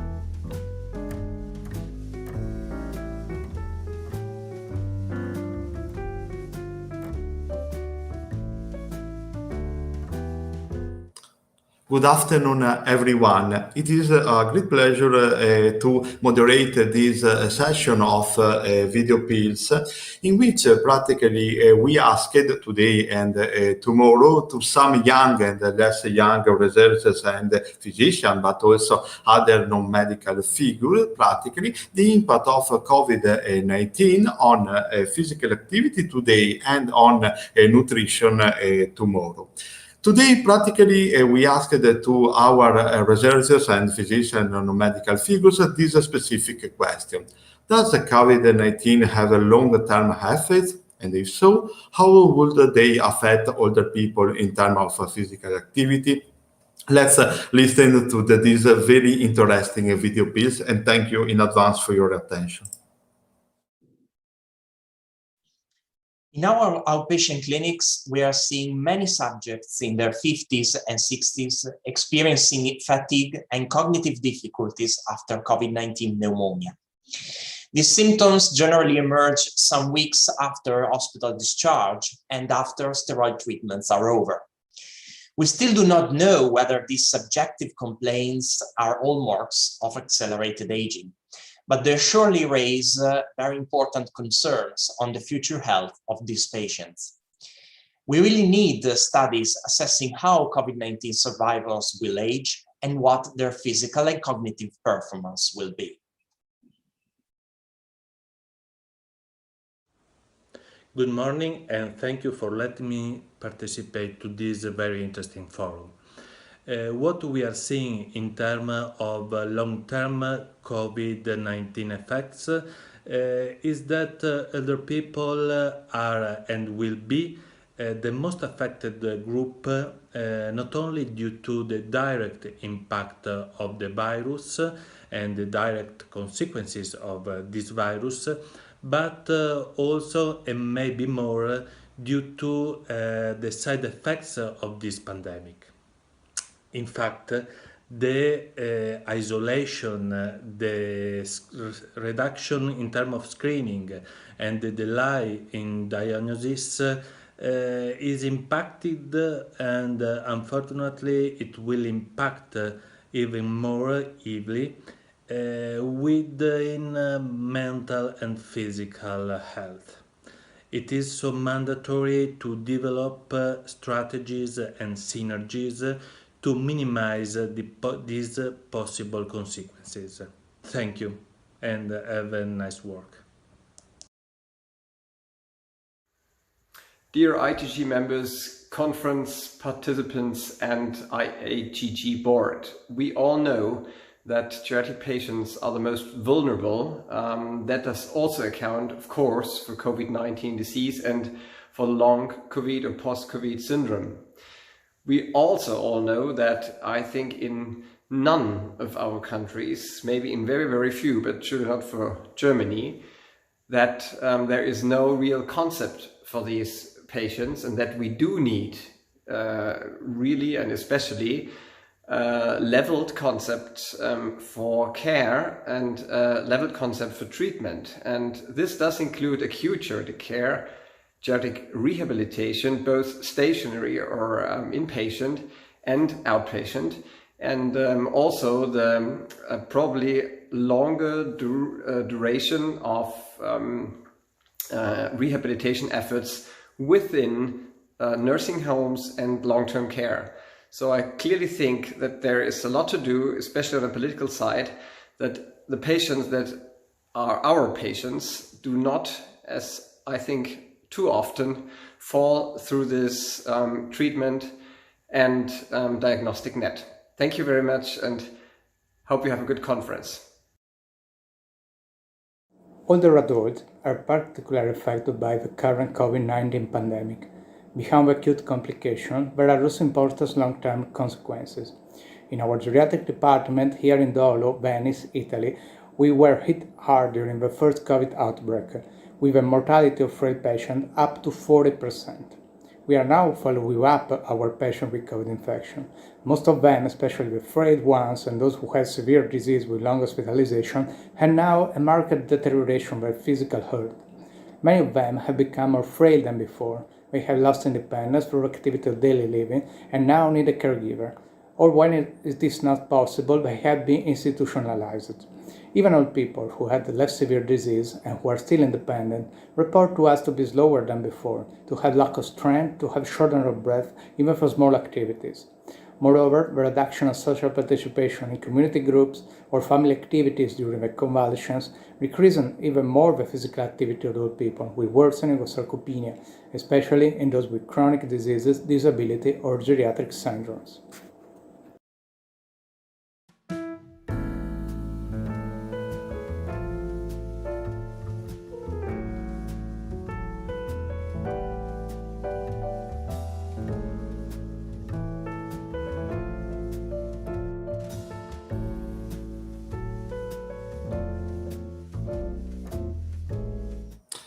sincerely thank the researchers that presented this very nice for video pills.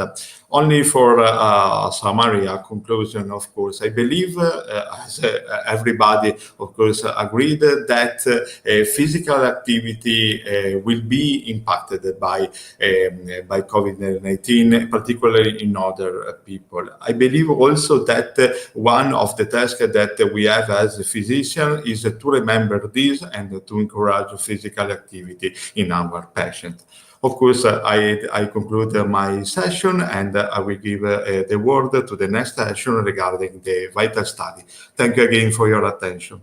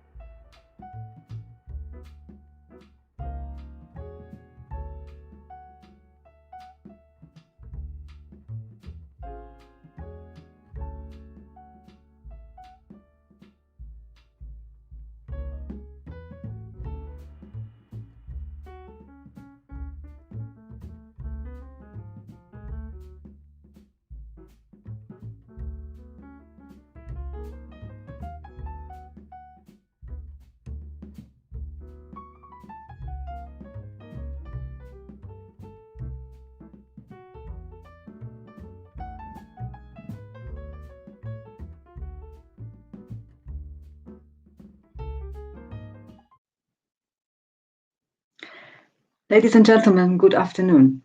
My name is Aura Timen. I'm a professor of responses to communicable diseases in global health at the Free University of Amsterdam. And also, I head the Department of Response of the National Institute of Public Health and the Environment, RIVM, in the Netherlands. The next 40 minutes are dedicated to the VITAL project, which stands for Vaccines and Infectious Diseases in the Aging Population. So it's my great pleasure to introduce to you the first speaker today, which is Professor Debbie van Baarle, a professor of immunology at the University of Groningen in the northern of the Netherlands and at the RIVM, who will give a talk on the overall goals and developments in the project. She is the project leader of VITAL. So Professor van Baarle, the floor is yours. Thank you, Dr. Timen, for your nice introduction, and I'm happy to be here to present this important and very exciting project to you all. So I will start sharing my screen, and then we also share screen, which always takes a few minutes. And I hope, Aura, can you see my screen? Yes. Yes. All right. So as I already told you, the title of the project is Vaccines and Infectious Diseases in the Aging Population, called VITAL. And I will give a brief introduction and overview of some of the immunological studies that we perform in this IMI-funded project. And this fits really nice in this symposium in which you already talked about aspects of the older population.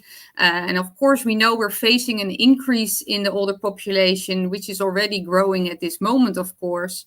And this increase also leads to increase in infectious disease-related health problems. And not only we expect a higher burden of such diseases, as is really exemplified in the pandemic that we have suffered from the past years, but also we know that with advancing age, we see a decline in the immune response upon vaccination, which is due to immunosenescence, and which is partly still badly understood. So in the VITAL consortium, 24 partners came together from Europe, 17 public partners and 7 private partners to move a vaccination program for elderly forward. And the higher aim of the study is to, of the whole consortium project, is to provide evidence-based knowledge to develop targeted and efficient vaccination strategies to improve healthy years in aging populations. And to reach that goal, we identified 4 major aims that can be subdivided in work packages, and in which we assess the burden of infectious diseases in aging adults, which is everyone above 50 years old of age in this case. We aim to understand and improve immunity to infections and vaccination in the aging population. We will perform an assessment of the vaccine impact in this group, but also the economic value of vaccination in aging adults. And finally, and this is something that Aura will talk about later on, we will design a roadmap on training and education of healthcare professionals to address all the results of our and findings of our studies. So this project is highly relevant in a time where we are suffering from a coronavirus outbreak that shows how important it is to improve prevention of infectious diseases in aging adults, which are highly affected. So the VITAL project and its objectives are essential actually to achieve this.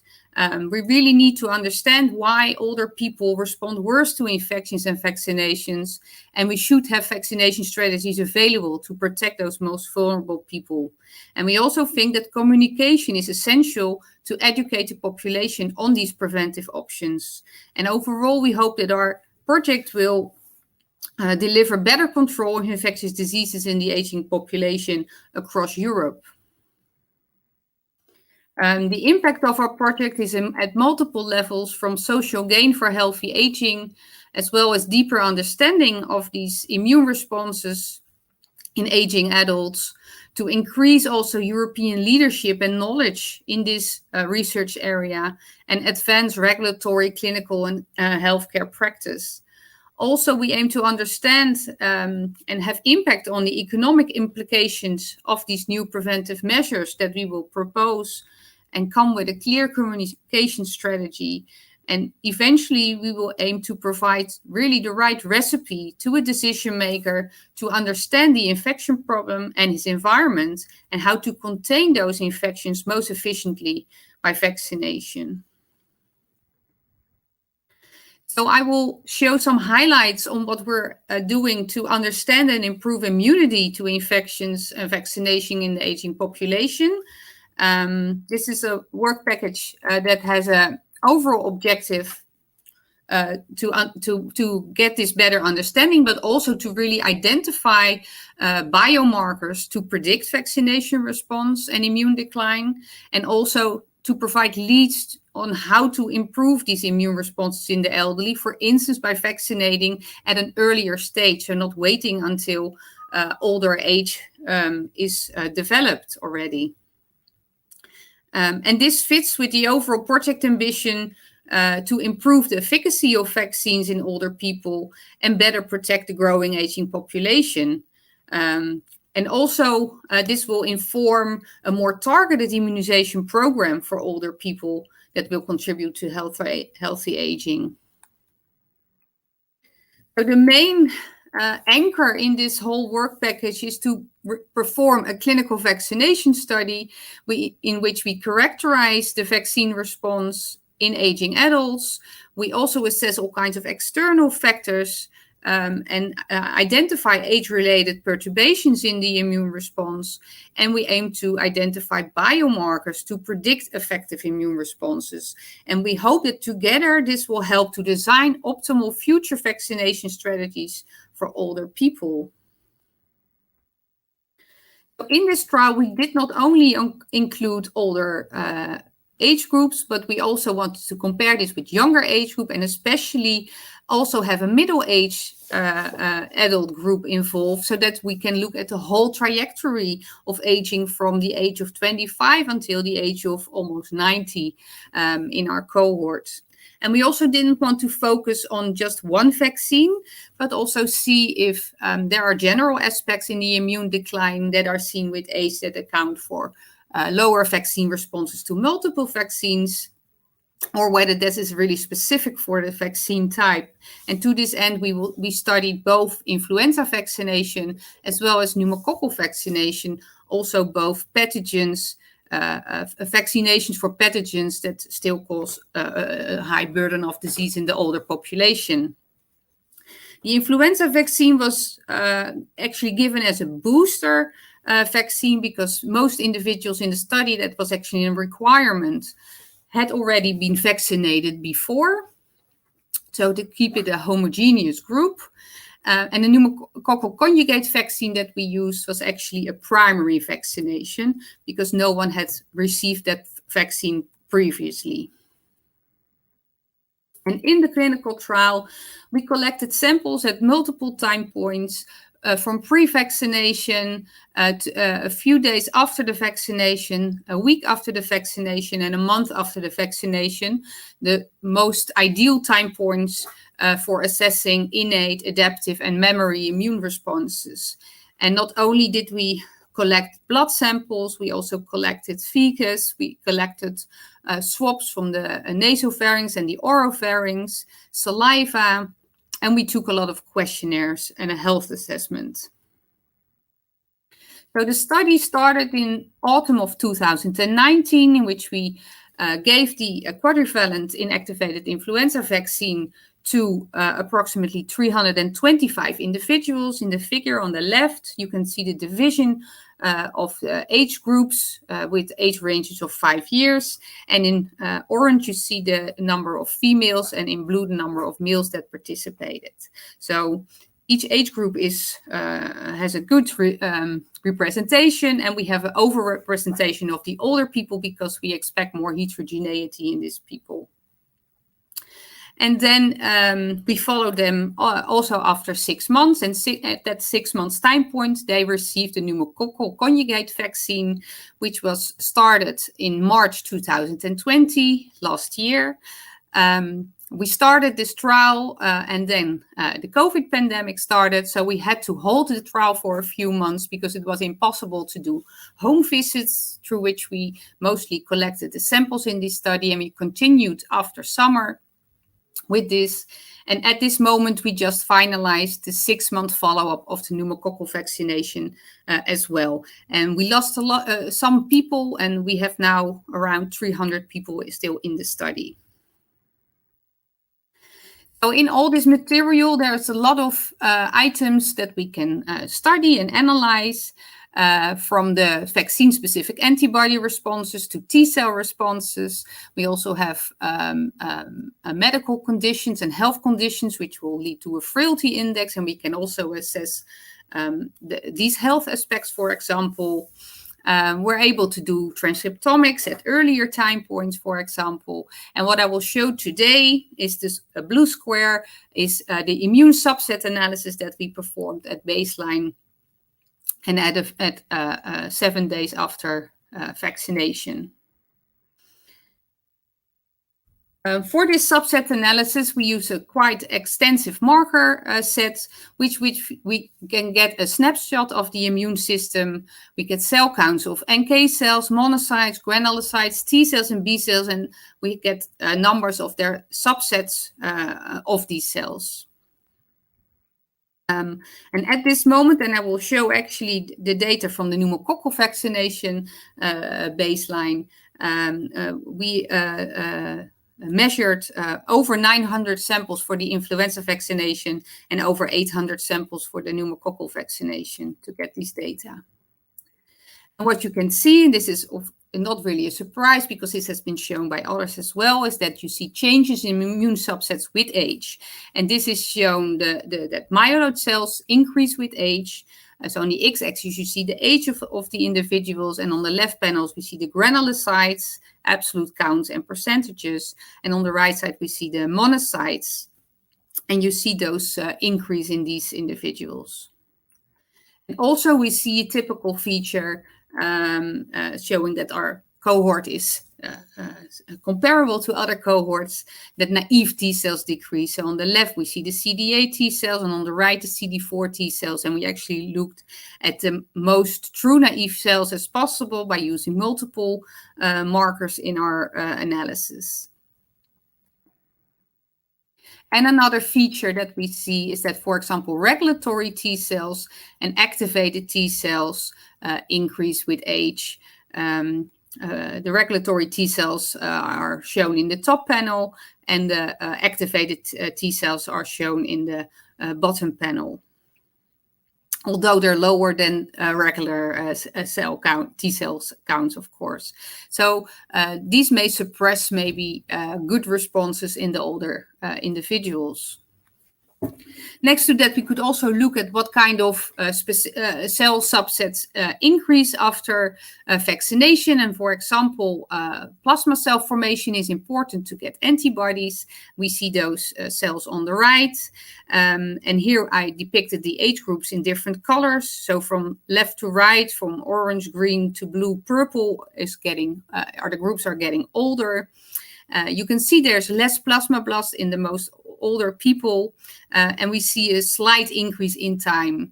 So plasmablasts are not known to be really predictive of vaccine response, for example, and here there's not much happening. But if you look at the follicular helper cells, which are important for B cells to form adequate antibodies, you actually see that in all groups there's a nice increase in the number of follicular helper cells. So from day 0 on the left to day 7 on the right in this graph. So is age really a big determinant in the markers that we measured? And in this case, we did a principal component analysis of 225 variables. And what you can see is that the older people that are in blue are more on the right, and the younger people in red are more to the left. But there is a kind of age gradient, but it's not that age explains everything. And also, if we do this for the age groups that we defined at the start of the study, so in red, the young people, in blue, the middle age, and in green, the older people, there is a shift with age, but it's not very obvious. So age is not the only explanation. So what we did next was perform a cluster analysis based on age to see if there were age would be clustering based also on subsets. So in pink we have the young group here, and you see this in the this is how they clusters here, the young ones. Green is the middle age group, and in yellow is the older group. And there are some clusters visible. So for example, here in the top, we see a cluster showing CD8 activated effector cells, which are higher in older people. We see on the left here a cluster which is mostly CD4 activated cells. We see a cluster here, which is more follicular cell type. So there's several clusters that you can identify which are different in young people versus old people. So red is a higher expression in this case. However, then we thought, is there another way to cluster these data by just cell surface markers, and then you shuffle the age groups, and actually we get a much better cluster pattern in this case. And you see that there are some clusters. So for example, here we again have this effector T cell cluster where you see there's a lot of older people, but there's also some younger people in this group. So it's not just older people that have these cells. And the same is true here. You find the cells with a lot of monocytes and activated T cells. So we do see a lot of older people, but there's also some younger people, especially from the middle age group in here. And also for the true naive. So those have also been shown in the relation to COVID to be very predictive of disease progression. And actually what you see is that a lot of young people, so pink, are in this group, but there's also older people in there. So not all old people have low naive T cell numbers. So using this immune data and clustering algorithms, we are now busy on identifying these clusters and try to make them into kind of immunotypes that can serve as another way of classifying individuals irrespective of age, and that may be more predictive for their vaccine response. And that is something that we're doing at this moment. So in the end, we hope that with these data, we can give recommendations on vaccinating aging adults and also provide some new knowledge on vaccination in aging adults. Of course, understanding these immune responses and in-depth analysis of multiple vaccines in this cohort will contribute further to this. And we hope that maybe these clusters that we now identified can predict vaccine responses and can be used in practice instead of using age as a guideline for vaccinating people. And during the way, we try to explore new data analysis methods that allow us this new subset division. Of course, this is a lot of work and a lot of people were involved.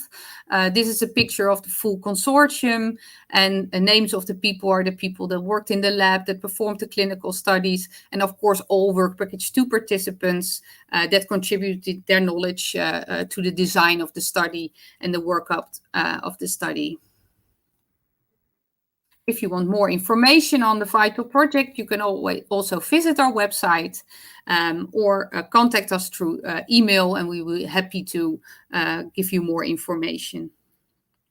Thank you for your attention. Thank you very much, Professor van Baarle. Very nice, fascinating talk. I have taken a careful look at the chat, but I haven't seen any question yet. So I'm not sure whether there would be any questions at all.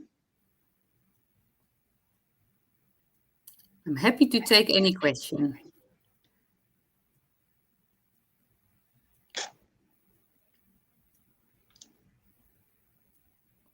If not, I don't see any question, then I would just like move to on.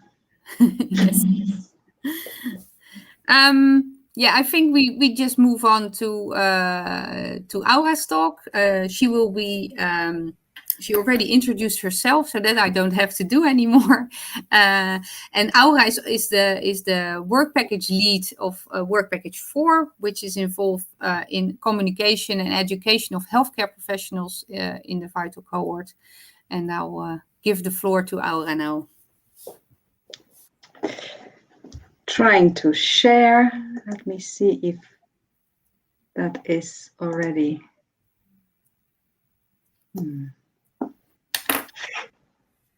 Not sure what's happening there.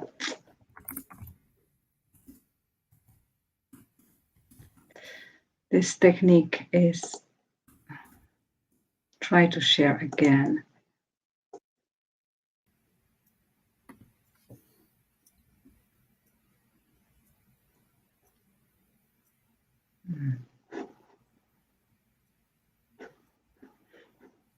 I'm not that sure if there is any assistance because it's not obvious to me what's happening.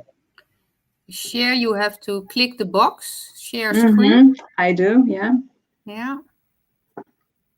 And then it should happen. Yeah, but it doesn't on. Reduce in icon StreamYard. Fenster. Oh yeah, I realize what I have to do. Just one moment. Yes. I apologize for this situation, but now I'm completely mastering this. I hope you can see it. Can you see it, Debbie? Yes, we see it's still small. Yes, I will put it on presentation mode now. Yes. So, ladies and gentlemen, once again, back to me to report on the 4th work package in this vital project after apologizing for these starting issues. Well, work package 4 has key objectives that are all geared to delivering a framework that will form the basis for designing, implementing, and sharing educational activities for healthcare professionals that are involved with the aging population. And to do so, we want to take into account the perspective of the elderly people themselves and of the healthcare professionals involved with the elderly. We would like to set up a network of specialists and experts involved in the care for elderly that will exchange experience and set up new collaborative initiatives on education regarding vaccination. And we want to do so and ensure a high performance and sustainability of our training activities that will persist beyond the duration of this project. So the first main objective and main research question was how to capture the perspective of the elderly in this respect. And we have undertaken a study involving 4 countries in Europe, Hungary, Italy, France, and the Netherlands, that you can see here on the map, in which we collected perceptions, attitudes, and intention of elderly towards vaccination. We assessed their needs and preferences with regard to information provision in terms of channel, source, and templates. And we visualized the network of healthcare professionals involved with elderly. And to undertake this qualitative study, we used the theoretical background of the I-MOVE framework. This study consisted on focus groups carried out in the 4 study countries, like I told you. In total, we carried out 16 focus groups, and you see here 2 pictures of these focus groups taking place in Hungary, right-hand side above, and in the Netherlands to your right-hand side below. But we also have pictures, of course, from France and Italy, and these pictures were taken with informed consent of the participants. We selected participants aged ranging from 50 to 87 because we also wanted to address the pre-elderly, the people who are before the age of retiring, in order to make sure that we capture their preferences as well, as they are the ones who will be targeted probably for vaccination in the future regarding elderly population. So one of the main questions, which is also relevant today, was what does healthy aging mean to our participants? What does it mean to you? And their answers were, well, healthy aging means good functioning and preserving independence. Healthy aging means healthy eating behaviors, another theme of this Congress today. Keeping active, getting enough sleep, doing what you enjoy. Healthy aging is being able to carry on daily activities without help. And healthy aging was also seen a bit in relation to vaccination, but vaccination was not the main way to achieve healthy aging, because our participants thought that the previous factors that I told you were more important actually than vaccination. Then I will show you just briefly the focus group results from 2 selected countries. I will show you Italy because this is organized by Italy. And we see here actually a few results which I tried to present in a more or less structured way. So on your left-hand side above, you will see actually the attitudes, perceptions, and preferences. And herein you will see the main themes that emerged from the focus groups with the elderly in Italy. And there are quite a few items or issues that came across when talking about vaccines and what they mean actually for the people.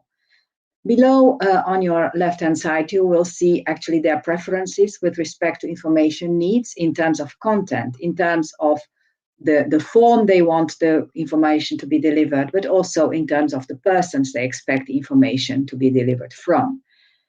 And obviously, every country has its own preferences and every country has its own themes. So I will, in this case, I focused on the specifics from Italy. And then on the right-hand side, you will see the network analysis of the healthcare professionals involved around the elderly person, actually. And as you can see, actually the main key role player in regard to vaccination and health issues for the elderly in Italy is the GP, followed by the pharmacist, but also an important role is given to the social environment and to medical specialists. We also see that actually seeking only information regarding vaccination occurs in a selected amount of cases and only through specific sources such as scientific information or internet sources or information requested from the blood bank or the public health service.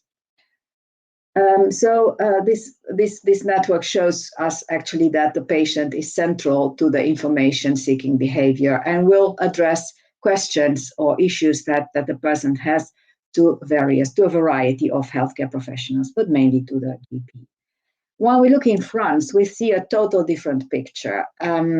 Also, in terms of the issues that came across regarding actually attitudes, preferences, behavior issues, but also with respect to the content of information they want to receive, the specialists or the sources of information they turn to, and the way the information is provided. And if we look on your right-hand side into the network analysis, then you will see a totally different picture. This is real network, and you see here a network actually centered around the person itself, the elderly itself, but also around the GP, with again a major role for the GP, but much less important than we have seen in Italy. But you see also in France the role of complementary medicine emerging, such as doctors specialized in Chinese medicine or allopathic therapy. And we see also that the GPs in France are much more at the core of this network together with the patient themselves. So the GP is the one that is expected to really bind all those other healthcare workers around the elderly. Having said that, we have this kind of results for the 4 countries as well, but I just selected 2 because of the time. So in terms of the network analysis cross-country, we have seen actually a few stakeholders emerging as being the most important. So the GP is definitely in all countries ranked as the most important partner for the elderly in order to talk or decide about vaccination. The social environment has been ranked second in most countries except for Hungary. And then media becomes also gets an important role, at least in 3 countries, and with again an important role for the specialists, for the medical specialists for Hungary. So again, a variety of actors, but again, the trend is that the GP and the social environment are likely to be most important. Another highlight of a cross-country analysis is that regarding the attitudes and perspectives of vaccination, people understood the benefits of the vaccines, and they put an emphasis on the benefits of vaccination in preventing diseases for the participants themselves, but also in protecting others. So the social responsibility, altruism sort of concept. And they also thought that influenza, herpes, tetanus, and pneumococcal disease were serious enough to vaccinate against. I must say that the knowledge with respect to influenza and tetanus was much more prominent, present than with respect to pneumococcal disease or herpes zoster. In terms of the content, elderly want information on vaccine and information on the disease against these vaccines, and they are also particularly keen in learning more about severity of the diseases, their own susceptibility, duration of protection of the vaccine, and side effects. They prefer channels that are written, so they want information that they can easily read, such as flyers, brochures, or posters, rather than digital information. And in terms of source, they turn to the general practitioner, medical specialists, and the government in general. The second part of the project was dedicated to capturing the perspectives of the healthcare professionals themselves. And to do so, we undertook semi-structured interviews with healthcare professionals in the 4 studied countries that you already know. And on the basis of these interviews, we will develop a survey that will be launched in this summer in the 4 study countries to capture a broader view of the healthcare professionals' perspective. We will also undertake a network analysis of healthcare providers involved with elderly and perform again a cross-country analysis. And we will map the training needs and the existing trainings at this point. So in terms of the semi-structured interviews I was telling you about, we already performed 77 in the 4 countries, and there are still some to go to be performed in France. We hope that the results will be coming in soon. And we addressed the healthcare professionals that emerged as important from the focus groups that we carried out in the countries with the elderly themselves. So that's why you will see a variety of healthcare professionals that have been approached, and that can vary per country. In terms of the preliminary findings, healthcare professionals in all countries agree that prevention is part of their task. However, especially in France, vaccination was not the first association when thinking about prevention. Regarding vaccines and vaccinations, most healthcare professionals were positive about vaccines. They thought they were useful. They believe in them, and they consider vaccines part of healthy aging. They also had some reservations. Vaccines are necessary evil, like somebody plastically said. Vaccines are medicines, of course. There's an issue of economic feasibility, and some thought that the flu vaccine would be unnecessary for healthy older adults, and that they should be confined only to older adults with comorbidities. And in terms of such a discussion, also in the Dutch participants raised the issue of to which upper age limit vaccination would be still useful in terms of decreasing immunity, of waning immunity, and expected profit in terms of years of life to live in good quality. And this is very much in line with the results from the focus group study in the Netherlands. In terms of the perceived role of older adults in vaccination, a perceived role of the healthcare professional in older adult vaccination Well, vaccination was perceived to be mainly the role of the GP, and there were some very vocal participants who said this is really something that the GP does because he writes a prescription. So it's the GP who basically decides in Hungary, for instance, who will get the vaccination. Other medical specialists indicated that vaccination was in the first place the priority of the GP, but they were also keen to contribute to this discussion. In terms of educational needs, healthcare professionals had educational needs that were divided into content, format, and channel. In terms of content, they wanted really more knowledge on the characteristics of the disease, the epidemiological patterns, the clinical picture, and the characteristics of the vaccines regarding how the vaccines were developed, what's in them, working mechanisms, effectiveness, side effects, safety issues, contraindications, and practical matters. But they also wanted information on the patient perspective. Furthermore, we undertook two literature reviews, systematic literature review, to capture the characteristics of highly effective educational interventions and to capture healthcare professionals' perceptions and experience regarding communication between themselves and with older adults about vaccination. The first one, the qualitative evidence synthesis review, is already finished and has been submitted to Cochrane, and we hope to be able to publish it soon. You will see the contributors depicted here on your right-hand side.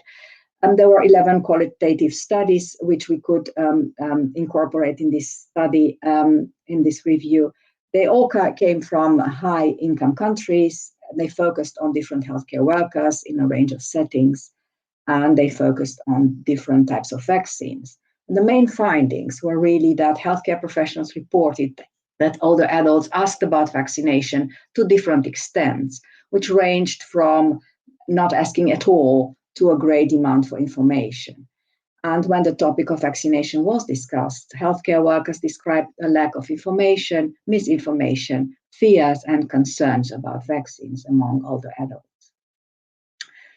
The way in which healthcare professionals discuss vaccines and vaccination with older adults appears to be linked to what they saw as the aim of the vaccination communication. So some of them thought the aim would be informed decision-making by the elderly himself or herself. Another group thought that healthcare workers had to use information to persuade and convince older adults. And some others thought that healthcare workers had to adapt their own words and their own beliefs in order to meet the beliefs of the older adult and meet their needs. Last but not least, the quantitative review on effective interventions targeting healthcare workers. Again, the preliminary results, which are now described in a manuscript that is in preparation, and you see here the co-authors. We looked into effective interventions and departed from the adapted framework from Kirkpatrick, which looks into the effects on the basis of satisfaction of the healthcare professional, learning, increasing knowledge in the healthcare professional, behavior change, or looking into change in vaccination coverage. And to go directly to the results, we have found differences in achieved change following intervention. And as you can see here, really, you will see that the most effective interventions are those that are describing tailored reminders versus usual care in articles that were produced before the year 2000. We see also that tailored reminders versus usual care are effective also in literature that was published more recently, but this effect is somewhat lower than the effect shown before 2000, although the intervals overlap. And last but not least, the multi-component intervention has also a good effectivity versus usual care. So this review concluded that tailored reminders are more effective than usual care, that education in the form of lectures only is not effective, that it confirms the finding that the general practitioner's recommendations are very important when vaccination is addressed. I haven't shown you this with the data in this presentation, but it's there from the review. And we advise that it might be an optimal solution to provide reminders with pre-written vaccination orders to GP in order to ensure that the question of vaccination is addressed and is not omitted, and to reduce the physician's administrative burden. So having said that, I arrived at the end of my talk. And I think we have found already some relevant findings from literature and practice to inform educational platform in the future. We need to further integrate the findings in order to arrive to a meta, more broader conclusion. And we need to develop, of course, the platform in the next 2.5 years ahead of us. So I would like to thank you for your attention and thank you for the opportunity to present here the FITO project.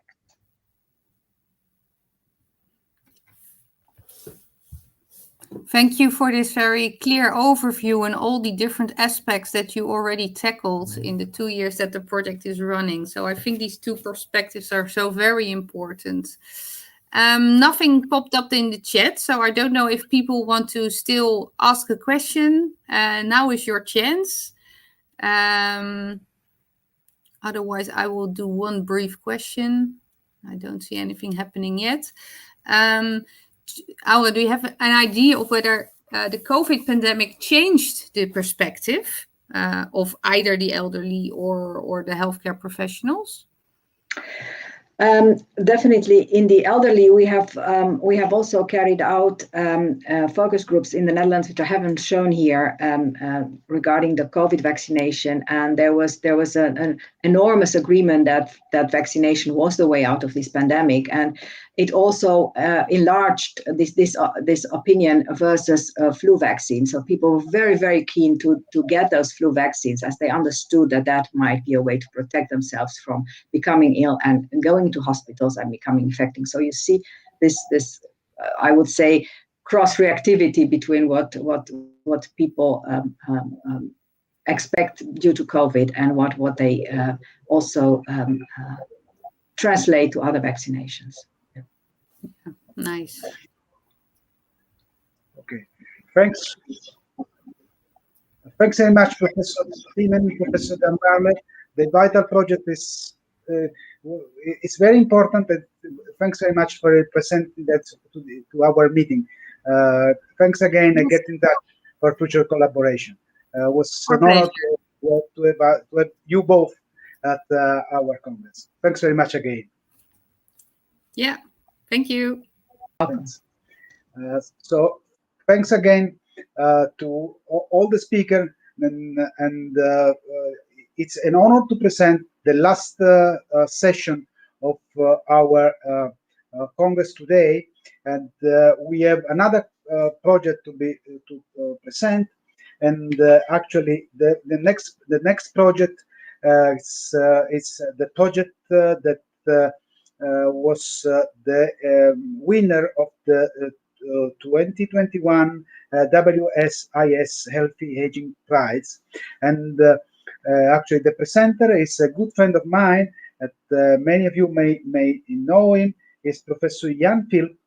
Professor Jan Philp is Deputy Medical Director for Older People at the Heart of England NIH Foundation, and Honorary Professor of Healthcare for Older People at York Medical School, and is visiting professor at the University of Suffolk, and actually is the founder of the Aged Care Technology Organization, that's actually the winner of the WSIS prize. So he also is the organizer of the British Society of Gerontology group of interest for aging, business, and society that I have also the pleasure to belong. And it's been a long time. I know Professor Jan Philp. It's a pleasure to give him the floor to present the project of the aged care technology. Thanks, Jan.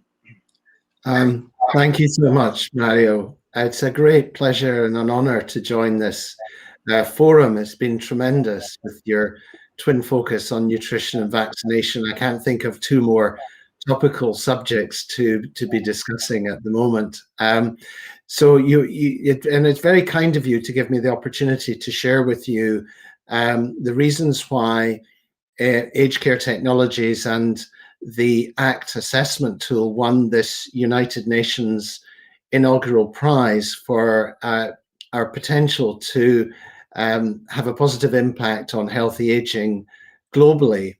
What I'd like to do, and just very briefly with you all, is let you know some of the key features of this technology, how it works, what it covers, and what are the benefits for older people and for other stakeholders, and something about the potential impact that this could have globally. And finally, really, this is an opportunity to connect with such an important community in IAGG-ER, and I'd like to invite colleagues to join us in our movement through our not-for-profit research and development network to look to improve the lives of older people globally.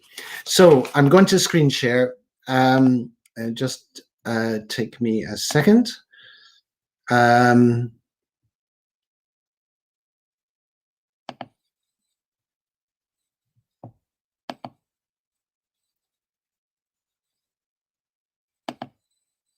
If I can.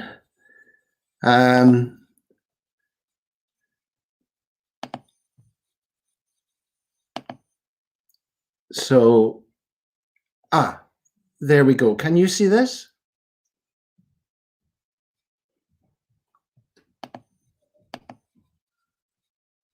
I'm not sure what I've done. Can colleagues see? You could see the. Could you see the document? Yes. You can. Oh, terrific. Sorry, my apologies. So yes, thank you. So the ACT assessment method was the winner of this prize backed by the United Nations, and it is the inaugural prize. And it's for a person-centered, digitized tool to promote healthy aging. The key features of this are that the tool has been developed over 30 years. Mario and I worked on earlier versions some 20 years ago. So we have a 30-year history of this project. We've had validation in 30 countries, and the tool is recognized as the only validated tool which delivers the World Health Organization methods for person-centered preventive care for older people. We have over 100 scientific publications.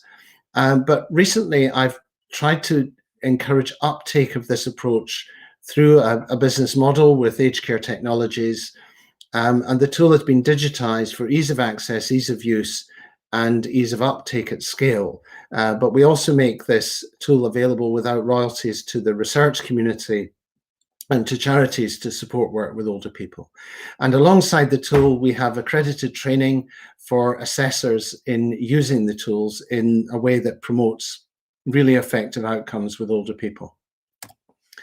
How this works is that either face-to-face or by telephone, an older person is interviewed by a trained assessor who downloads the tool to their devices. And it's a structured approach to asking about the concerns and priorities of the older person. We target particularly older people living at home who are experiencing some threats to their health, independence, and well-being, and maybe frail, but also for people that are pre-frail but at risk.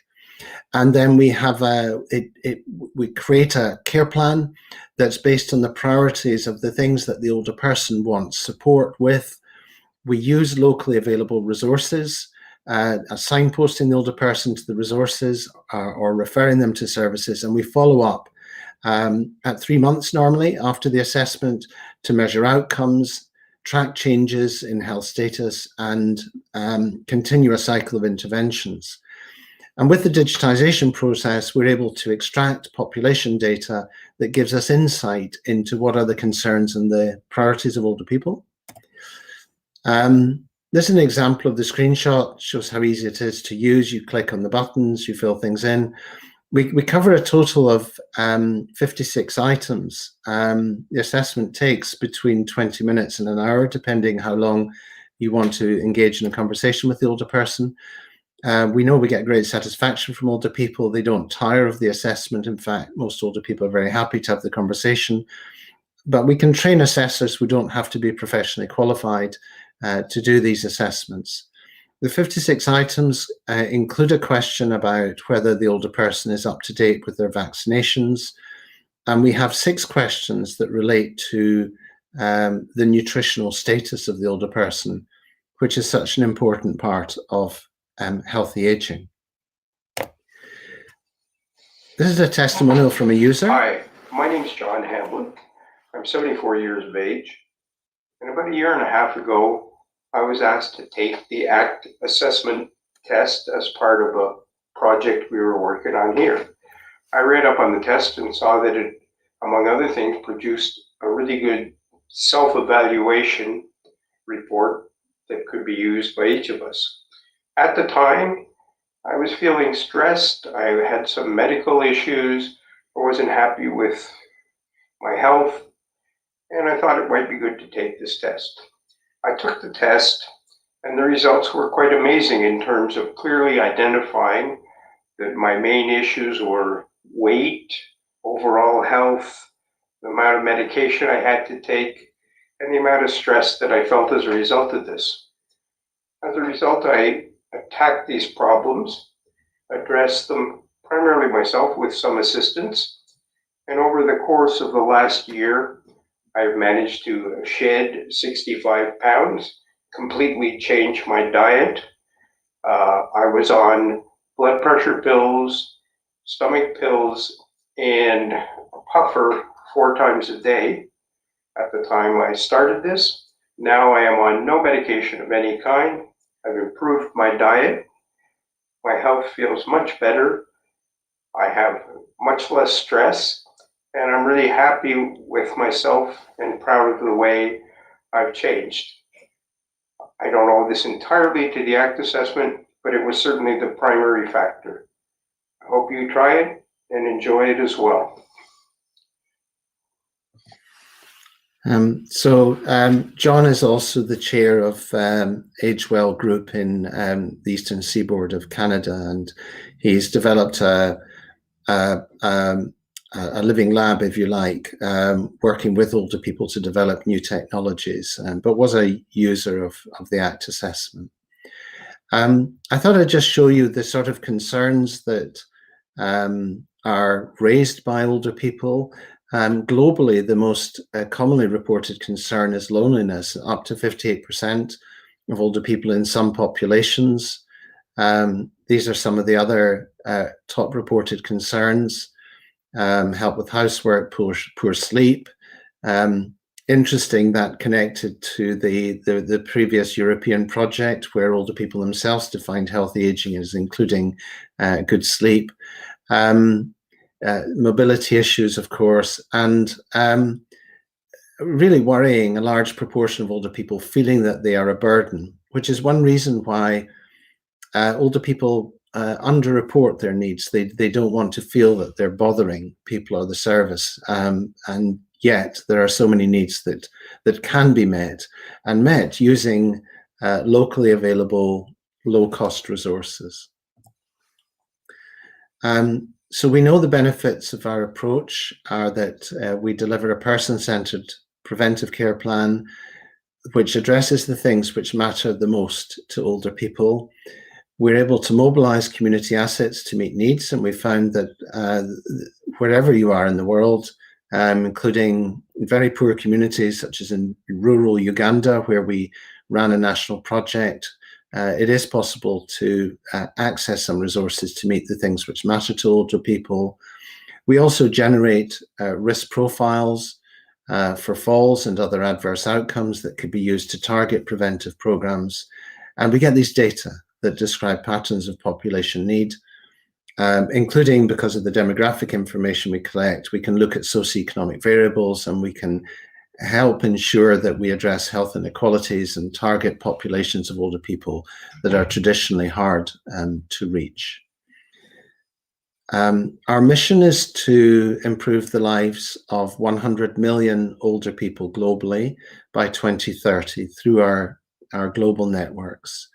And if we do so, the economic modeling based on our publications suggests that we will add 100 million extra quality life years, an average of 1 extra quality life year per older person.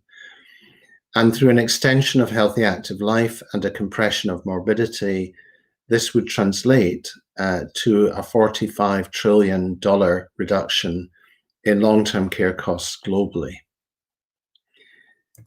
So thank you for your attention. I'm keen to extend our work with colleagues in the European region. The project actually started with European Commission, as it was then, grants to try and promote person-centered approaches to care. And it would be really good to connect with new friends and colleagues and to reconnect with old friends to partner us with this work. And thank you so much for your attention.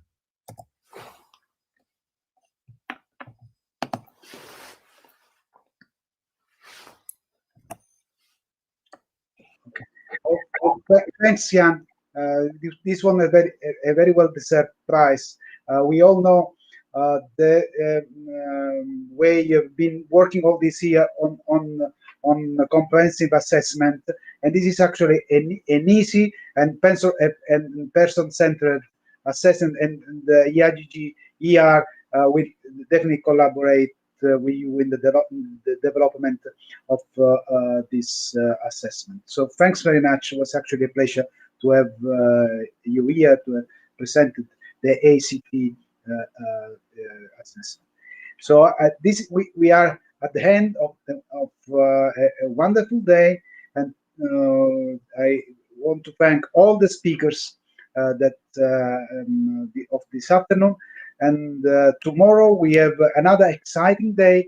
Tomorrow we start at 12 o'clock, and tomorrow we start with another exciting session, the workshop from Professor Sandra Torres from Sweden. She's actually the chair of the social behavioral session. This workshop that I advise to follow it, how to write for social behavioral peer-reviewed journal. Then after that, at 2:30, we have Professor Paul Dines from UK that will give the lecture on epidemiology and public health system. And then we have a joint session with LGMS, a roundtable that is chaired by Professor Timo Sandmer, that is also the chair of the clinical section, and Professor Katarina Szczerbiska from Poland.